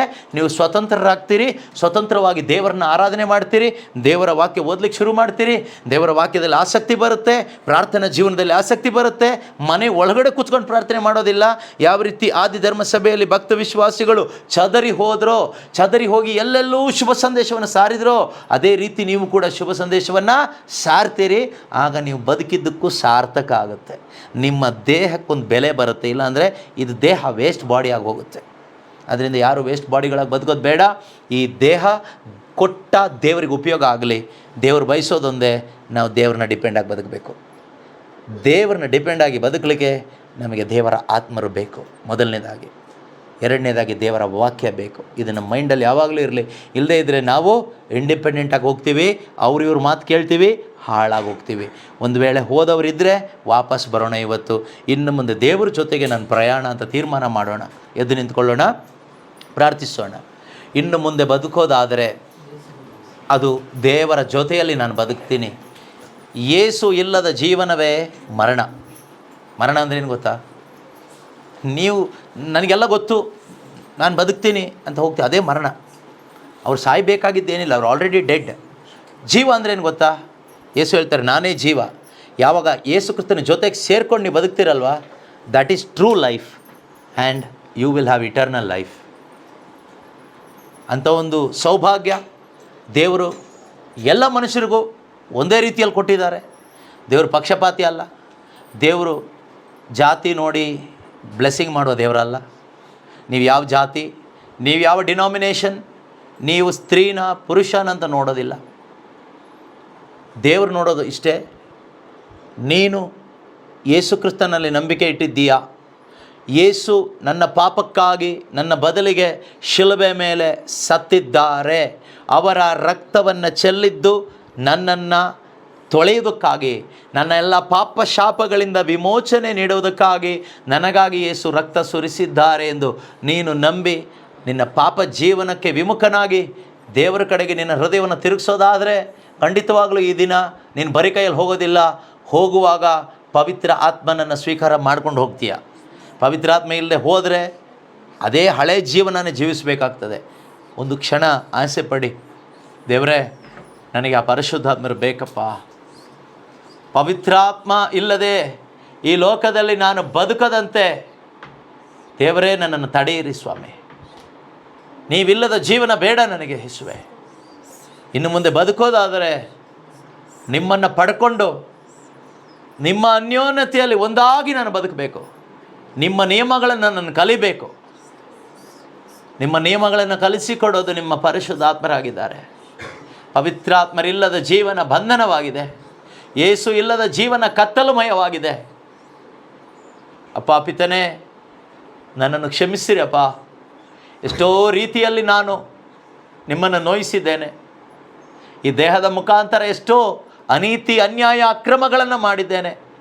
ಪಾಪ ಕೃತ್ಯಗಳಿಗೆ ನನ್ನ ದೇಹವನ್ನು, ಮನಸ್ಸನ್ನು ನಾನು ಬಿಟ್ಟು ಕೊಟ್ಟಿದ್ದೇನಪ್ಪ. ನೀವಾದರೂ ನಿಮ್ಮ ವಾಕ್ಯದಲ್ಲಿ ಹೇಳಿದ್ದೀರಿ, ನಿನ್ನ ದೇಹ ದೇವರ ಆಲಯ, ದೇವರ ಆಲಯ ಪರಿಶುದ್ಧವಾದದ್ದು, ನೀವೇ ಆ ಆಲಯ ಎಂಬುದಾಗಿ ಹೇಳಿದ್ದರೂ ಕೂಡ ನಾನು ದೇವಾಲಯಕ್ಕೆ ಬೆಲೆ ಕೊಡಲಿಲ್ಲ ಸ್ವಾಮಿ. ನೀನು ಸೃಷ್ಟಿ ಮಾಡಿದ ದೇವಾಲಯವಾಗಿರುವ ನನ್ನ ಶರೀರಕ್ಕೆ ನಾನು ಬೆಲೆ ಕೊಡಲಿಲ್ಲ, ಗೌರವ ಕೊಡಲಿಲ್ಲ. ದೇವಾಲಯವನ್ನು ಹಾಳು ಮಾಡಿದ್ದೇನೆ, ದೇವಾಲಯವನ್ನು ಹೊಲೆ ಮಾಡಿದ್ದೇನೆ. ನನ್ನನ್ನು ಕ್ಷಮಿಸಿರಿ ಸ್ವಾಮಿ. ಈ ಹಾಳಾದ ದೇವಾಲಯವನ್ನು ಪುನರ್ಸ್ಥಾಪನೆ ಮಾಡುವುದಕ್ಕಾಗಿ, ಪರಿಶುದ್ಧ ಮಾಡುವುದಕ್ಕಾಗಿ ನೀವು ನಿಮ್ಮ ರಕ್ತವನ್ನು ಚೆಲ್ಲಿದ್ದೀರಿ. ಯಾವ ರೀತಿ ಹಳೆ ಒಡಂಬಡಿಕೆಯಲ್ಲಿ ಮೋಶೆ ಆ ಕುರಿಮರಿಯ ರಕ್ತವನ್ನು ತೆಗೆದುಕೊಂಡು ದೇವಾಲಯದ ಉಪಕರಣಗಳ ಮೇಲೆ ಚಿಮುಕಿಸಿದಾಗ ಅವು ಶುದ್ಧವಾಗ್ತಾ ಇತ್ತೋ, ಅದಕ್ಕಿಂತಲೂ ಹೆಚ್ಚಾಗಿ ದೇವಾ, ನೀನು ಸೃಷ್ಟಿ ಮಾಡಿದ ಜೀವಂತಾಲಯವಾದ ಈ ನನ್ನ ದೇಹ ಮಲಿನವಾದಾಗ, ಪಾಪಮಯವಾದಾಗ ನಿನ್ನ ರಕ್ತವನ್ನೇ ತೆಗೆದು ನನ್ನ ಮೇಲೆ ಚಿಮುಕಿಸಿದ್ದರಿಂದ ಇಂದು ನಾನು ಶುದ್ಧನಾಗಿದ್ದೇನೆ, ಶುದ್ಧಳಾಗಿದ್ದೇನೆ. ಯೇಸುವೇ, ನಿನ್ನ ಪರಿಶುದ್ಧವಾದ ರಕ್ತ ನನ್ನನ್ನು ಎಲ್ಲ ಮಾಲಿನ್ಯದಿಂದ ತೊಳೆದು ಹಾಕಿದೆ, ಶುದ್ಧ ಮಾಡಿದೆ. ಯೇಸುವೇ, ನಿನ್ನ ಆತ್ಮರಿಗೆ ಯೋಗ್ಯವಾದ ಒಂದು ಸ್ಥಳವಾಗಿ ನನ್ನ ಹೃದಯವನ್ನು ನೀವು ಮಾರ್ಪಡಿಸಿದ್ದೀರಿ. ನನ್ನನ್ನು ಮಾರ್ಪಡಿಸಿದ ಯೇಸುವೇ, ನಿಮ್ಮ ಪರಿಶುದ್ಧ ರಕ್ತಕ್ಕೆ ಮಹಿಮೆಯಾಗಲಿ. ಯೇಸುವೇ, ನಿಮ್ಮ ಪವಿತ್ರ ರಕ್ತದಿಂದ ನಮ್ಮೆಲ್ಲರನ್ನು ತೊಳೆದಿದ್ದಕ್ಕಾಗಿ ಸ್ತೋತ್ರ. ಪಶ್ಚಾತ್ತಾಪ ಪಡುವ ಪಾಪಿಯನ್ನು ಪ್ರೀತಿ ಮಾಡುವ ದೇವರು ನೀವಾಗಿದ್ದೀರಿ. ಪಾಪಕ್ಕೆ ವಿಮುಖನಾಗಿ ನಿನ್ನ ಕಡೆಗೆ ತಿರುಗುವ ಪ್ರತಿಯೊಬ್ಬರನ್ನ ದೇವರೇ ಪ್ರೀತಿಸುವ ಕರ್ತನು, ಪ್ರೀತಿಯಿಂದ ತುಂಬಿಸುವ ಆತನು ನೀನಾಗಿದ್ದೀಯಪ್ಪ. ದೇವರೇ ಸ್ತೋತ್ರ ಅಪ್ಪ. ಯಾರೆಲ್ಲ ಯಾವುದೆಲ್ಲ ಬಂಧನದಲ್ಲಿದ್ದಾರೋ ಅವರೆಲ್ಲರಿಗೂ ಬಿಡುಗಡೆ ನಿನ್ನ ಆತ್ಮನ ಮುಖಾಂತರವಾಗಿ. ಯೇಸುವಿನ ಆತ್ಮ ಎಲ್ಲಿದೆಯೋ ಅಲ್ಲಿ ವಿಮೋಚನೆ ಇದೆ. ಯೇಸುವಿನ ಆತ್ಮ ನಿನ್ನಲ್ಲಿ ಇರುವುದಾದರೆ ಸಹೋದರ, ನಿನಗೆ ಬಿಡುಗಡೆ ಆಗಿದೆ, ನಿನಗೆ ಬಿಡುಗಡೆ ಆಗಿದೆ. ವಿಶ್ವಾಸದಿಂದ ಅದನ್ನು ಸ್ವೀಕಾರ ಮಾಡಿ ದೇವರಿಗೆ ಸ್ತೋತ್ರ ಮಾಡು. ನನಗೆ ಬಿಡುಗಡೆ ಸಿಕ್ಕಿದೆ, ನಾನು ಬಂಧನದಲ್ಲಿ ಇಲ್ಲ, ಏಕೆಂದರೆ ಪ್ರಭುವಿನ ಆತ್ಮ ನನ್ನಲ್ಲಿ ಇದೆ. Where there is Spirit of God, there is liberty. I am free. Holy Spirit has set me free. ಪರಿಶುದ್ಧಾತ್ಮರು ನನ್ನನ್ನು ಸ್ವತಂತ್ರ ಮಾಡಿದ್ದಾರೆ. ದೇವರ ಆತ್ಮ ನನ್ನನ್ನು ಬಿಡುಗಡೆ ಮಾಡಿದ್ದಾರೆ. ನನ್ನನ್ನು ಬಿಡುಗಡೆ ಮಾಡಿದ ಪರಿಶುದ್ಧಾತ್ಮರೇ, ನಿಮಗೆ ಕೋಟಿ ಕೋಟಿ ಸ್ತೋತ್ರ ಅಪ್ಪ. ಯೇಸುವೇ, ನಿಮ್ಮ ಶುಭ ಸಂದೇಶವನ್ನು ಸಾರಲು ಬೇಕಾದ ಬಲ ಒಬ್ಬೊಬ್ಬರಲ್ಲಿ ತುಂಬಲ್ಪಡಲಿ. ಶುಭ ಸಂದೇಶವನ್ನು ಸಾರಲು ಬೇಕಾದ ಧೈರ್ಯ ಒಬ್ಬೊಬ್ಬರಲ್ಲಿ ಸ್ವೀಕಾರವಾಗಲಿ ಅಪ್ಪ. ಒಳ್ಳೆಯ ಒಂದು ಜೀವನ ಉಂಟಾಗಲಿ ಅಪ್ಪ. ಸಾಕ್ಷಿ ಜೀವನ ಇವರದಾಗಲಿ ಅಪ್ಪ. ಹಾಲೆಲೂಯಾ. ಯೇಸುವೇ, ಸ್ತೋತ್ರ ಸ್ತೋತ್ರ. ಜೀವನ ಬೆಳಕಾಗಲಿ ಅಪ್ಪ, ಜೀವನ ಸಾಕ್ಷಿಯಾಗಲಿ ಅಪ್ಪ, ಅಭಿಷೇಕದ ಜೀವನವಾಗಲಿ ಅಪ್ಪ. ಹಾಲೆಲೂಯಾ. ಯೇಸುವೇ, ಸ್ತೋತ್ರ ಸ್ತೋತ್ರ ಸ್ತೋತ್ರ. ಹಾಲೆಲೂಯಾ. Thank you Lord. ಸೈತಾನನು ಹೇರಿರುವ ಎಲ್ಲ ನೊಗಗಳು ಯೇಸು ನಾಮದ ಶಕ್ತಿಯಿಂದ ಮುರಿದು ಬಿದ್ದಿದೆ. ಹಾಲೆಲೂಯಾ. ಸ್ತೋತ್ರ ಅಪ್ಪ, ಸ್ತೋತ್ರ ಅಪ್ಪ. Thank you Holy Spirit. Thank you Jesus. Hallelujah, hallelujah. ಆ ದಿನ ಬಂದಾಗ ವೈರಿಯು ನಿಮ್ಮ ಮೇಲೆ ಹೇರಿರುವ ನೊಗಗಳನ್ನು ಕಳಚಿ ಹಾಕಲಾಗುವುದು, ಮುರಿದು ಹಾಕಲಾಗುವುದು. ಆ ದಿನ ಈ ದಿನವಾಗಿದೆ. ಶುಭ ಸಂದೇಶ ನೀನು ಆಲಿಸಿದ ಈ ದಿನ, ಯೇಸುವಿನಲ್ಲಿ ವಿಶ್ವಾಸ ಇಟ್ಟ ಈ ದಿನ, ಪಾಪಕ್ಕೆ ವಿಮುಖನಾಗಿ ದೇವರ ಕಡೆಗೆ ತಿರುಗಿದ ಈ ದಿನ, ದೇವರು ನಿನ್ನಲ್ಲಿ ಕಾರ್ಯವನ್ನು ನೆರವೇರಿಸಿದ್ದಾರೆ. ನಿನ್ನ ಮೇಲೆ ಕಟ್ಟಲಾಗಿದ್ದ, ಹೊರಿಸಲಾಗಿದ್ದ ನೊಗ ಮುರಿಯಲ್ಪಟ್ಟಿದೆ. You are free now. Hallelujah. ವಿಶ್ವಾಸದಿಂದ ಅದನ್ನು ಪಡೆದುಕೊಳ್ಳಿ. Hallelujah. Thank you Lord. Hallelujah. Thank you Jesus. Hallelujah. ಯೇಸುವೇ, ಸ್ತೋತ್ರ ಸ್ತೋತ್ರ ಅಪ್ಪ. Hallelujah. Hallelujah. Thank you, Lord. Thank you, Lord. Thank you, Lord. Thank you, Lord. Thank you, Lord. Thank you, Jesus. Praise be to you Lord. Hallelujah. ಯೇಸುವೇ ಸ್ತೋತ್ರ. ನೀವು ಕಳಿಸಿಕೊಟ್ಟ ಪವಿತ್ರ ಆತ್ಮನಿಗಾಗಿ ಸ್ತೋತ್ರ. Hallelujah. ಯೇಸುವೇ ಸ್ತೋತ್ರ ಸ್ತೋತ್ರ ಸ್ತೋತ್ರ ಸ್ತೋತ್ರ ಸ್ತೋತ್ರ ಸ್ತೋತ್ರ ಅಪ್ಪ. Hallelujah. Thank you Lord. Thank you Lord. Thank you Lord. Thank you Lord. Thank you Jesus. Praise be to you, Lord. Hallelujah.